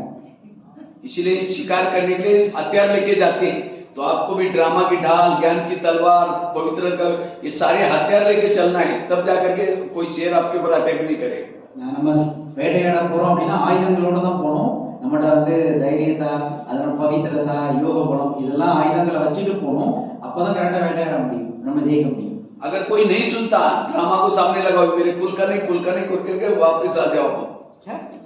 ये मेरे कुल का नहीं है, मतलब सत्युग में त्रेता में आने वाला नहीं है. ऐसा ड्रामा की ढाल लगा करके वापस आ जाओ, अपने आप को बचाव करके आओ, उसके अधीन हो जाओ. நாடகம் அப்படின்ற கேடயத்தையும் கையில வச்சுக்கணும். அது வந்து யாருக்காச்சும் ஞானம் சொல்றீங்க, அவங்க இன்ட்ரெஸ்டா கேட்கலன்னு நீங்க புரிஞ்சுக்கணும். சரி இவன் நம்ம பிராமண குலத்தை சேர்ந்த ஆத்மா கிடையாது, அந்த கேடயத்தை யூஸ் பண்ணி வெளியே வந்து போட்டோ எடுக்கணும். ஏதாச்சும் சரவணன் பையன் फोटो नहीं उड़ेगा। तो इसलिए एक तो शिकार करने का संस्कार करते सभी लेते हैं नहीं, ये यहाँ से या वहाँ से चारों ऊपर नाला पकड़ को बाइक हाँ फोटो तो ठीक है। और लास्ट की राजा बनने की निशानी, राजा बनने की क्या क्या निशानी बताई, जो जिसका शासन है सबके ऊपर वो राजा, जो दान करता वो है राजा। तीसरा बताया जो शिकार करता वो राजा। और मुझे तो शिकार करने का बड़ा शौक है, इसीलिए मधुबन से टाइम निकाल करके जाते पूरा भारत में और शिकार करके एक एक टूर में 10-12 शेर तो मर ही जाते। நான் வந்து ராஜா ஆகிறதுக்காக 3 விதமான அடையாளங்கள் சொல்லப்பட்டுச்சு. ஒன்று வந்து சுயத்தின் மீது ராஜ்யம் பண்ணக்கூடியவங்க, இன்னொன்று ராஜான தானம் பண்ணக்கூடியவங்க, இன்னொன்று வேட்டையாடக்கூடியவங்க. இப்போ நான் வேட்டையாடுற விஷயத்துல ரொம்ப கிளாடி. நான் வருஷம் பார்த்தீங்கன்னா மதுபனத்தை பெர்மிஷன் வாங்கி எப்படியாச்சும் வேட்டையாடி 10 பேரை நான் வந்து வேட்டையாடிக்கிறேன்னு சொல்றாரு. इसलिए शिकार करने का शौक रखो, அதனால உங்களுக்கு வேட்டையாடணுன்ற ஆர்வம் இருக்கும். देखो हम लोग भी कितनी सेवा में बिजे हैं। अब मधुबन में तो बाबा का टर्न भी चल रहा है इतना, लेकिन भविष्य के राजा ही लेने आज प्रधानमंत्री बनने के लिए भी कितना वो मेहनत करते हैं। वो 5 साल की चेयर है, लेकिन हमारे तो 21 जन्म की खुर्ची। कितनी हमें वो प्रधानमंत्री गला बैठेगा तो भी भाषण करता है जोर जोर से। तो हमें भी ये जरूर सेवा करनी है। நம்ம எந்த அளவுக்கு சேவை செய்யறோம் அந்த அளவுக்கு தான் நம்ம 21 ஜென்மத்துக்கு ராஜ்ய சிம்மாசனத்தை அடைய முடியும். ஒரு பிரதான் மந்திரி ஆகணும்னா அவங்க எவ்வளவு முயற்சி பண்றாங்க, இப்போ அதே மாதிரி நம்ம முயற்சி பண்ணணும். நம்ம அதாவது தானம் பண்ணணும், ஞான தானம் பண்ணணும், சேவை பண்ணணும். और चौथी बात है राजा की निशानी, फलों का राजा किसको कहते हैं? आम को कहते हैं। आम नहीं तो அதாவது இப்போ நம்ம 4வது அடையாளம் என்ன சொன்னா மாம்பழத்தை உதாரணம் சொல்றாங்க, டீடைல்ஸ் சொல்லும்போது தெரிஞ்சுக்குவோம். फलों का राजा आम क्यों बोला? वैसे तो फलों का राजा नारियल को बोलना चाहिए। பழத்துல ராஜானா மாம்பழத்தை சொல்றோமா? नारियल को बोलना चाहिए। ஆனா சொல்லும் போது தேங்காயை சொல்லணும், ஆனா வந்து மாம்பழத்தை ஏன் சொல்றாங்க? लेकिन नारियल फलों का राजा नहीं बना, आम बना। क्यों?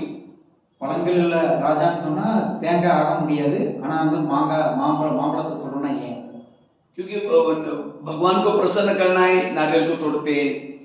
उद्घाटन करना है, नारियल को तोड़ते हैं। लेकिन नारियल को राजा नहीं बोला। क्यों? இப்போ வந்து கோயில்ல பாத்தீங்கன்னா பகவானுக்கு படைக்கிறத கூட தேங்காய் உடைக்கிறாங்க, ஏதாவது விசேஷ காரணங்கள்ல கூட தேங்காய் உடைக்கிறாங்க, ஆனா வந்து ராஜான்னு சொல்றது கிடையாது தேங்காய்। क्योंकि आम के साथ सबका प्यार है, इसलिए वो राजा है। आम के साथ प्यार है, மாம்பழத்தோட எல்லாருக்குமே அன்பு இருக்கிறதுனால लव प्यार प्यार है। नारियल के साथ किसी का प्यार नहीं है। தேங்காய் மேல அவ்வளவு யாருக்கும் அன்பு கிடையாது, ஆனா மாம்பழத்து மேல எல்லாருக்கும் அன்பு இருக்கு। जब आम का सीजन आता है मुंह में लेके चूसते रहेंगे, निकालते रहेंगे, चूसते रहेंगे, निकालते रहेंगे, डालते रहेंगे, उसको प्यार कर रहे हैं। மாம்பழம் சீசன் வந்துச்சுன்னா மாம்பழத்தை வாயில வச்சு அந்த ஜூஸ் எடுத்துக்கிட்டு திருப்பி அன்பா அதெல்லாம் சுவைச்சு சாப்பிடுறாங்க இல்லையா? अब सूखा नारियल लेकर चूसो, 32 दांत वो भी टूटेंगे, मिलेगा कुछ भी नहीं। ஆனா காஞ்சி போன தேங்காய் நம்ம கடிச்சிட்டு இருந்தோம்னா ஒண்ணும் கிடைக்காது। इसीलिए वो राजा नहीं बना। अर्थात अगर आपको राजा बनाए, सब आपको प्यार करें, आपको देख के कोई रास्ता कट जाता है, देखना पसंद नहीं करता, आप राजा नहीं बनेंगे।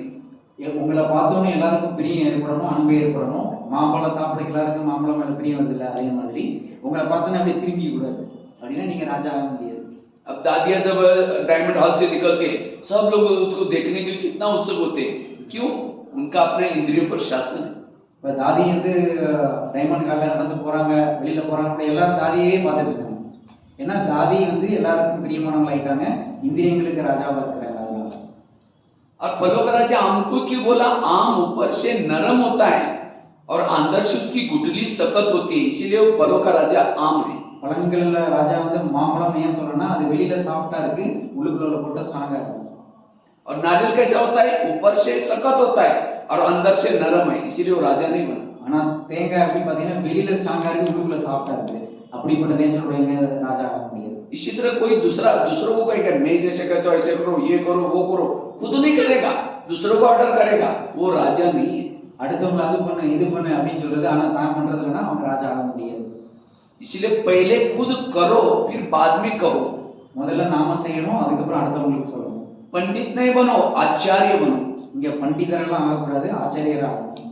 ब्रह्मा बाबा करते थे फिर बाद में कहते थे, பிரம்மா பாபா கூட முதல்ல செஞ்சாங்க, அதுக்கப்புறம் தான் சொன்னாங்க. इसलिए राजा बनने के लिए आम बनो। அதனால ராஜா ஆகணும்னா மாம்பழம் மாதிரி ஆகுங்க. और फलों का राजा आम को क्यों बोला? जब कोई धूप में थक जाता है, परेशान हो जाता है, तो आम के नीचे जाकर सोता है, उसकी सारी थकान मिट गई, फ्रेश होकर के फिर उठता है। எப்பயாச்சும் களைப்படைஞ்சிச்சு அப்படின்னா மாமரத்துக்கு கீழே படுத்தாங்கன்னா களைப்பெல்லாம் தூரம் போயிடுமா, ஃப்ரெஷ் ஆகிட்டு எந்திரிப்பாங்க. अगर कोई नारियल के नीचे जाकर सोएगा तो छाया तो छोड़ो, और ही नारियल टूट करके उसका सिर भी टूट जाएगा। ஒருவேளை களைப்படைஞ்சு தென்னை மரத்துக்கு கீழே படுத்து திடீர்னு மேலே தென்னை பிடிச்சிச்சுன்னா இன்னும் கை காலம் உடஞ்சிருச்சு என்ன பண்றது? अगर कहने का मतलब दूसरे, अगर कोई दुनिया से तंग होकर के, परेशान होकर के, घर में कोई परेशान होकर के आपके पास कोई आता है, आपने कोई यहाँ की उल्टी सुल्टी बात सुनाई और इसका दिमाग खराब करके भेजा, आप राजा नहीं बन सकेंगे।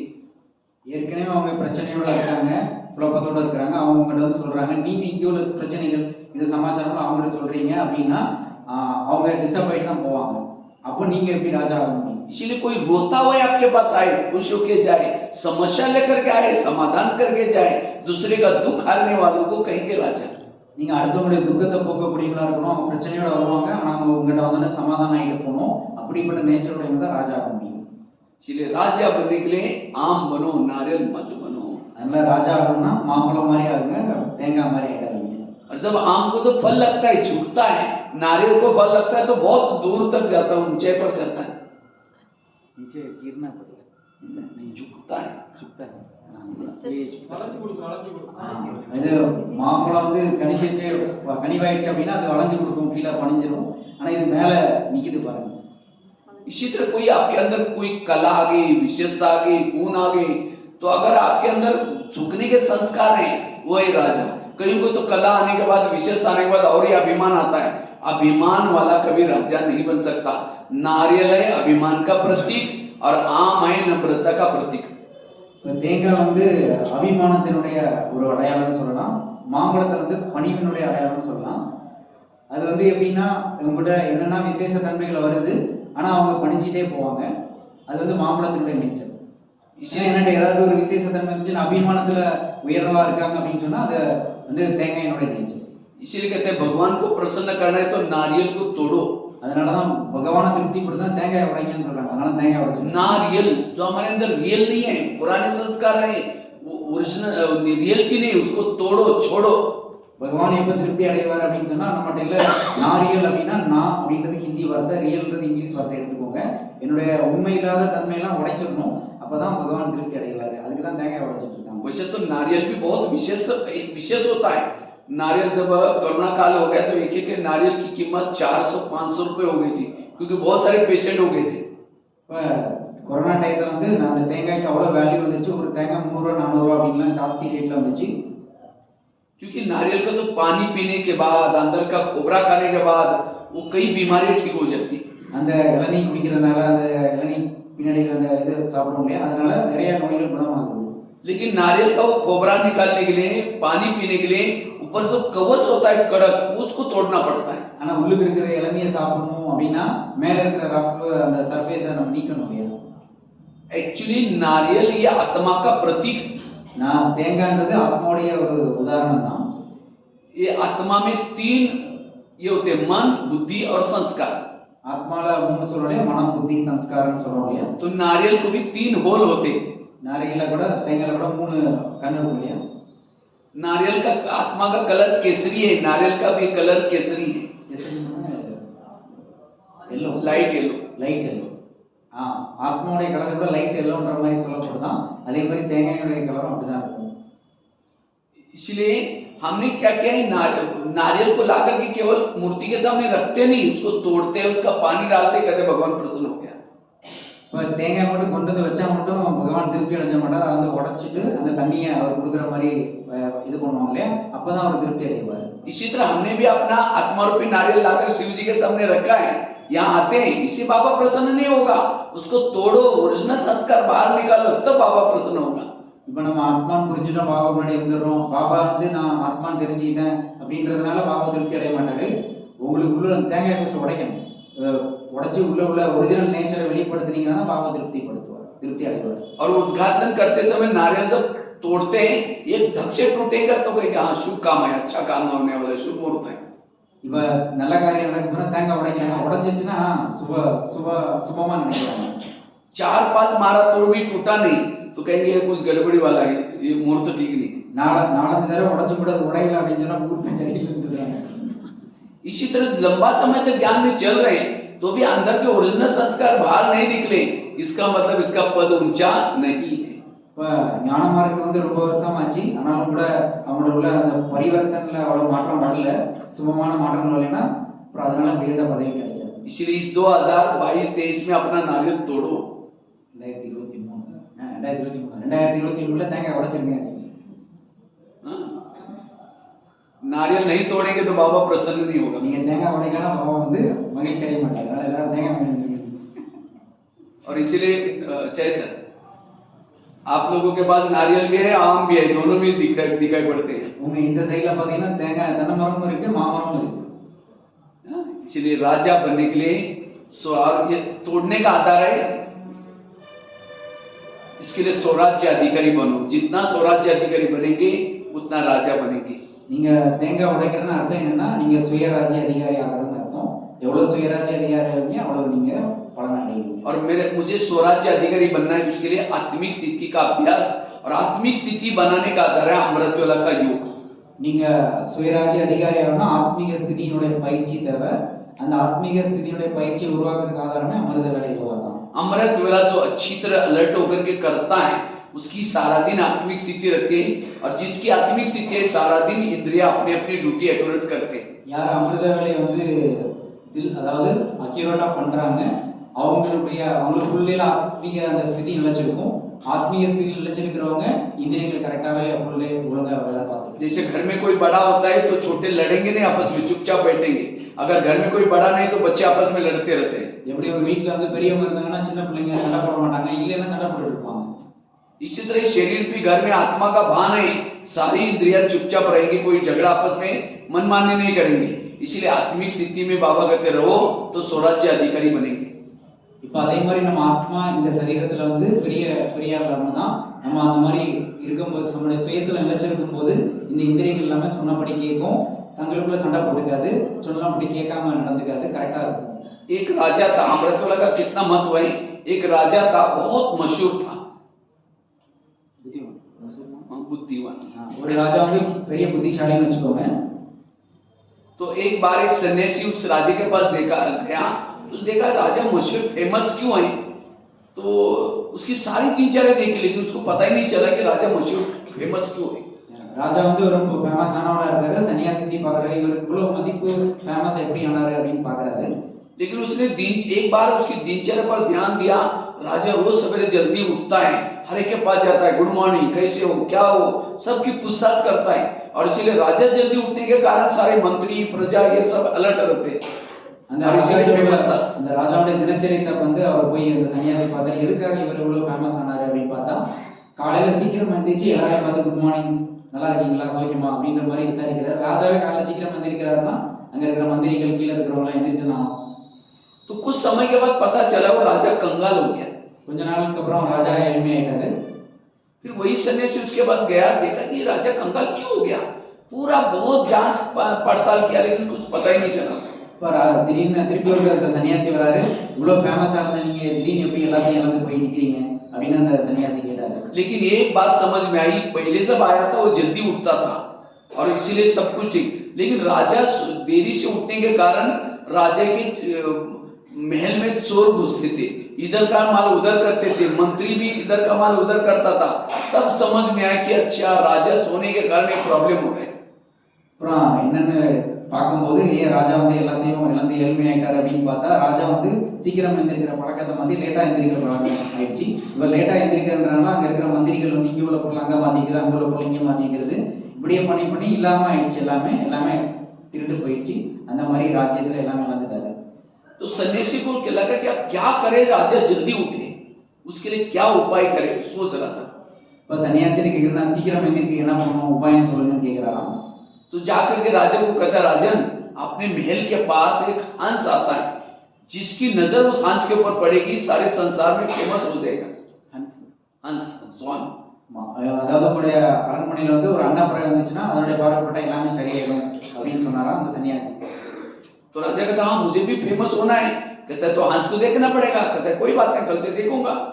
அண்ணன் வந்து வந்துருச்சு, அண்ணத்தை நீங்க பாத்தீங்கன்னா நீங்க திருப்பி ஃபேமஸ் ஆயிடுவீங்கன்னு சொல்லிட்டு சன்னியாசி சொல்லும் போது அப்படியே அப்படின்னு சொல்லிட்டு இவரு ஏத்துக்கிறாரு. அப்ப அண்ணத்தை பார்க்கணுமான்னு. लेकिन कहा कि राजन वो बहुत जल्दी आता है हंस, तो कोई कहता है कोई बात नहीं, मैं पहले भी उठता था, मैं उठूंगा। அப்போ அந்த சன்னியாசி சொல்றாரு, அண்ணத்தை நீங்க பார்க்கணும் காலை சீக்கிரம் எந்திரிக்கணும் அப்படின்னாரு. சொல்றாரு அப்ப நான் ஏற்கனவே சீக்கிரம் எந்திரிச்சு பழக்கமா இருக்கு, அப்ப நான் சீக்கிரம் எந்திரிச்சிடறேன் அப்படின்னு சொல்றாரு. तो रोज उठना शुरू किया, राजा ने चक्कर लगाना। जब राजा उठता था तो चोरों ने देखा, रे राजा तो जग रहा है, चक्कर लगा रहा है, चोरों ने आना बंद किया। जब राजा उठता तो मंत्री भी अलर्ट हो गए, प्रजा भी अलर्ट हो गए। धीरे धीरे वो राज्य फिर दोबारा फेमस होना शुरू हो गया। ராஜா சீக்கிரம் எந்திரிச்சு பழகுறாரு. ராஜா எந்திரிச்சோடனே மந்திரிகள் பாக்குறாங்க ராஜா எந்திரிச்சிட்டாரு அப்படின்னு. திருடர்களும் எண்ணிக்கை குறைஞ்சிருச்சு. அப்புறம் மந்திரிகள் எல்லாம் வெளிப்படைஞ்சிட்டாங்க. திருப்பியும் பழைய மாதிரி ஃபேமஸான ராஜா ஆயிட்டாரு. चोर आना भी बंद हो गया, திருடுறது கூட நின்றுச்சு. तो कुछ समय के बाद वही सन्यासी उनके पास गया, कहा कि आपने हंस को देखा? कहते नहीं, हंस को तो नहीं देखा, लेकिन मेरी राजा ही बहुत अच्छी हो गई। அப்புறம் கொஞ்ச நாளைக்கு அப்புறம் திருப்பி அந்த சன்னியாசி வர்றாரு. அன்னப்பறவை பாத்தீங்களா காலை எந்திரிச்சு அப்படின்னு கேட்டாலும், அன்னப்பறவைலாம் நான் பார்க்கல, ஆனா என்னுடைய ராஜ்யம் திருப்பி பழைய மாதிரி இருந்துச்சு, நான் ஃபேமஸ் ஆயிட்டேன். राजा ने, वो सन्यासी ने कहा, यही मैंने आपको युक्ति बताई थी, हाँ अगर आप ऐसे रोज उठेंगे तो आपका राज्य कारोबार बहुत फेमस हो जाएगा। நான் வந்து உனக்கு யுக்தி தான் சொல்லி கொடுத்தேன் சீக்கிரம் எந்திரிக்கிறதுக்காக. இந்த மாதிரி சீக்கிரம் எந்திரிச்சா உடைய ராஜ்ய காரியங்கள் கரெக்டா நடக்கும். अगर मैं आपको कहता हूँ आप सो जाते तो आप मुझे सिर काटते, इसलिए मैंने युक्ति बताई थी, मतलब मार देते हैं। நீங்க லேட்டா எந்திரிச்சீங்கன்னா உங்களுடைய தலையை கூட வெட்டிடுவாங்க, அந்த மாதிரி சொன்னாரு. அதனால தான் சீக்கிரம் எந்திரிக்கிறதுக்காக யுக்தி சொல்லி கொடுத்தேன். ये कहानी हमारी अपनी है, இந்த கதை வந்து நமக்காக தான். हम भी राजा थे, सतयुग त्रेता का राज्य अभी भी मशहूर है। क्यों? वहाँ आत्मा राजा अलर्ट था, आत्मा राजा जागृत था, इसलिए मशहूर थे। இப்போ சத்தியம் திரேதாத்துல ராஜாக்கு அவ்வளவு மகத்துவம் ஏன் அப்படின்னா, இப்போ நம்ம ராஜா விழிப்புணர்ச்சியோட இருந்தோம்னா அங்க நமக்கு மகத்துவம். जैसे हम दोपहर में आ जाते, आत्मा राजा भूल गए मैं कौन हुई, राजा वो भूल गए, और इसीलिए हमारे शरीर की महल में 5 चोर घुस गए, काम क्रोध लोभ मोह, राजा को पूरा लूट लिया। துவாபரகத்துல இருந்து ராஜாக்கள் இருக்கிறாங்க, ஆனா அந்த ராஜாக்களுக்கு அவ்வளவு மகத்துவம் கிடையாது. ஏன்னா ராஜா தன்னை மறந்துடுறாரு, இவரை தூங்கிடுறாரு. அது மாதிரி அங்க மறந்துடுறதுனால நமக்குள்ள 5 விகாரங்கள் என்ற திருடர்கள் உள்ள வந்துடுறாங்க, காமம் கோபம் இந்த மாதிரி விகாரங்கள். तो जैसे वो सन्यासी आता है उसी तरह परम नाम से शिव बाबा आया, देखा कि राजा इतनी मशहूर थी, इनको क्या हुआ? எப்படி சன்னியாசி திடீர் அப்பப்போ ராஜ்யத்துல வந்து ராஜாவை பார்த்தாரோ அதே மாதிரி சிவபாபு மேல இருந்து வந்து பார்த்தாரு. இந்த ஃபேமஸான ராஜா அப்படின்னா என்ன ஆச்சு இவருக்கு அப்படின்னு அவர் பார்க்கறாரு. तो बाबा ने देखा ये तो खुद को ही भूल गया, ये खुद सोया हुआ है, इसीलिए बाबा फिर हमको ये युक्ति बताते। जैसे सन्यासी ने कहा तुम्हारे महल के पास एक हंस आता है, तो बाबा भी युक्ति बताते तुम्हारे शरीर पे महल के पास एक फरिश्ता आता है, लेकिन ब्रह्मा के तन में शिव बाबा आता है, वो सवेरे सवेरे जल्दी आता है, उसको देखने के लिए उठो। அதனால சிவபாபா கூட அந்த மாதிரி பாக்குறாரு. இவங்க தான் ஏற்கனவே ராஜ்யம் பண்ண ராஜா, ஃபேமஸா இருந்தவங்க. ஆனா இப்ப ஏன் இந்த நிலைமைக்கு வந்துட்டாங்க அப்படின்னா, இவங்க தன்னையும் மறந்து போயிட்டாங்க, ஆத்மான்றதை மறந்துட்டாங்க. அதனால யாருடையவர்ன்றதையும் மறந்துட்டாங்க. அதனால பாபா திருப்பி நினைவுபடுத்த தான் வந்திருக்காரு. எப்படி அந்த சன்னியாசி வந்து காலையில இருந்துச்சு நீ அண்ணத்தை பாருன்னு சொன்னாரோ, அதே மாதிரி சிவபாபா சொல்றாரு நான் பரிஸ்தாவை டெய்லி பாருன்னா, பரிஸ்தாவோட சிவபாபா டெய்லி வராரு. சீக்கிரம் இருந்துச்சாதான் அவரை பார்க்க முடியும். तो यदि हम उठ करके उस शिव बाबा को याद करेंगे तो धीरे धीरे हमारे शरीर में जो 5 चोर घुसते काम क्रोध ये आना बंद हो जाएंगे, फिर से दोबारा हम फेमस हो जाएंगे. இப்போ நம்ம காலையில சீக்கிரமா எந்திரிக்கக்கூடிய பழக்கம் இருந்துச்சு அப்படின்னு சொன்னா, அது சிவாவை சந்திக்கிறது நினைக்கக்கூடிய பழக்கம் இருந்துச்சுன்னா, அங்க ராஜா விழிப்புணர்ச்சியோட இருக்கிற மாதிரி அர்த்தம். திருடர்கள் யாரும் உள்ள நுழைய மாட்டாங்க. அதனால நம்ம திருப்பியும் ஃபேமஸான ராஜாவா மாறிடலாம். क्योंकि जब हम अमृत वेला करते हैं, आत्मिक स्थिति बनती है, जहाँ आत्मिक स्थिति है वहां विकार रूपी भूत नहीं आएगा। भूत डरता है लाइट से। இப்போ நம்ம அமிர்த வேலை பண்றோம், அதுல ஆத்மாபிமானி ஸ்திதியில இருக்கிறோம் அப்படின்னு சொன்னா அங்க விகாரங்கள் வர முடியாது. விகாரங்களை பூதம் சொல்லப்படுது. பூதங்கள் வந்து வெளிச்சத்தை பார்த்தா பயப்படுமா. इसीलिए सदा शरीर रूपी घर में लाइट जला कर रखना है। அதனால வீட்டுல எப்பவுமே லைட்டை எரிய வச்சுட்டு இருக்கணும். इसीलिए पहले जमाने में गाँव में भूत रहते थे, लेकिन आजकल नहीं है। क्यों? लाइट हो गई। ஏன்னா முந்தி கிராமத்துல எல்லாம் பூதம் இருக்குன்னு சொல்லுவாங்க. அப்ப இருட்டா இருக்கும். இப்பெல்லாம் எல்லா இடத்துலயும் லைட்டை போட்டு வச்சிருக்காங்க. வெளிச்சம் இருக்கிற இடத்துல பூதம் வராது.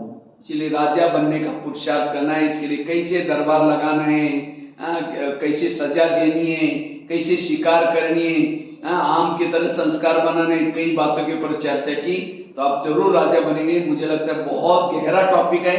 आप लोगों ने ऐसा टॉपिक कभी सुना भी नहीं होगा, क्योंकि हम बाकी क्लासेस सुनते हैं, लेकिन अपना परिवर्तन करना मतलब बैच पहनना ये नहीं। इंद्रियों पर शासन, ये है ज्ञान का सार। ओम शांति।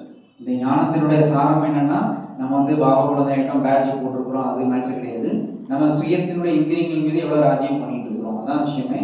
அதனால வந்து நம்ம இப்ப ராஜாகிறதுக்கு என்னென்னலாம் சொன்னோம், தேங்காய் உடைக்கணும், மாம்பழம் மாதிரி ஆகணும் அப்படின்னு சொல்லிட்டு அப்புறம் தானம் பண்ணணும், இது என்னென்ன ராஜான்னு சொன்னோமோ அதை பத்தி சர்ச்சை பண்ணணும். இந்த மாதிரி டாபிக் நீங்க இதுக்கு முன்னாடி கேட்டிருக்க முடியாது. இது ரொம்ப ஆழமான டாபிக். கேட்டாச்சு, இப்போ நம்ம தாரணை பண்ணணும்.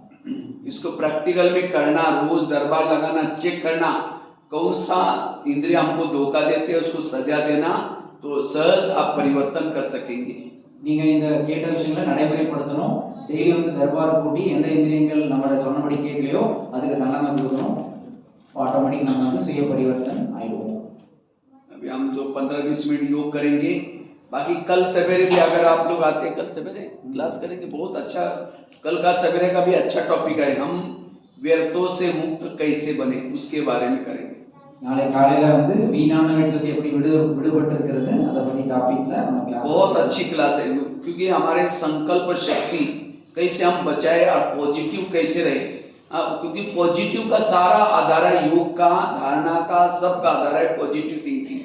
நம்முடைய பாசிட்டிவான எண்ணம் தான் நம்முடைய யோகா தாரணை எல்லாத்துக்கும் ஆதாரமானது. அது எப்படி அந்த மாதிரி சங்கல்பத்தை சிரேஷ்டமாக்குறது, அதை வந்து நம்ம நடக்கும். क्योंकि जिसके संकल्प कम चलते, पॉजिटिव चलते, वही आत्मिक स्थिति में, बिंदुरूप स्थिति में, बीजरूप स्थिति में, वही फरिश्ता स्थिति की अनुभूति कर सकता है। யாருடைய சங்கல்பத்தினுடைய எண்ணிக்கை கம்மியா இருக்கு, அதே நேரத்துல குவாலிட்டியா இருக்கு, சிரேஷ்டமா இருக்கு, அவங்க தான் அந்த விதை ரூப ஸ்வரூபம், பிந்து ரூப ஸ்வரூபம்னு சொல்லுவோம், அந்த பரிஸ்தா ஸ்திதியில ரொம்ப நேரம் நிலைச்சிருக்க முடியும். हमारे कोई भी विपरीत परिस्थिति में मन चुप रहे, मन कुछ सोचे नहीं, हम कैसे कर सकते, उसके बारे में कर सुनाए। मन चुप रहे, मन कुछ संकल्प ही नहीं चलाए नेगेटिव। மனசு வந்து எதிர்மறையான எண்ணங்கள் எதுவுமே செய்யாத அளவுக்கு அமைதியாக நம்ம வச்சிருக்கணும். அது எப்படி வச்சிருக்கணும்ன்றத பத்தி நாளைக்கு நம்ம தெரிஞ்சுக்கணும்.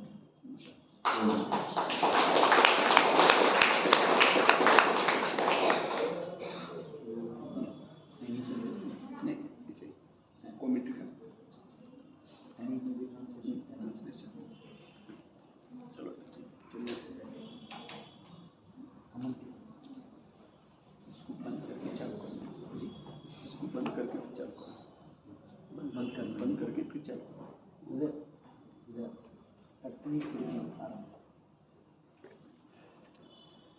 बंद करके चालू करो। नीचे नीचे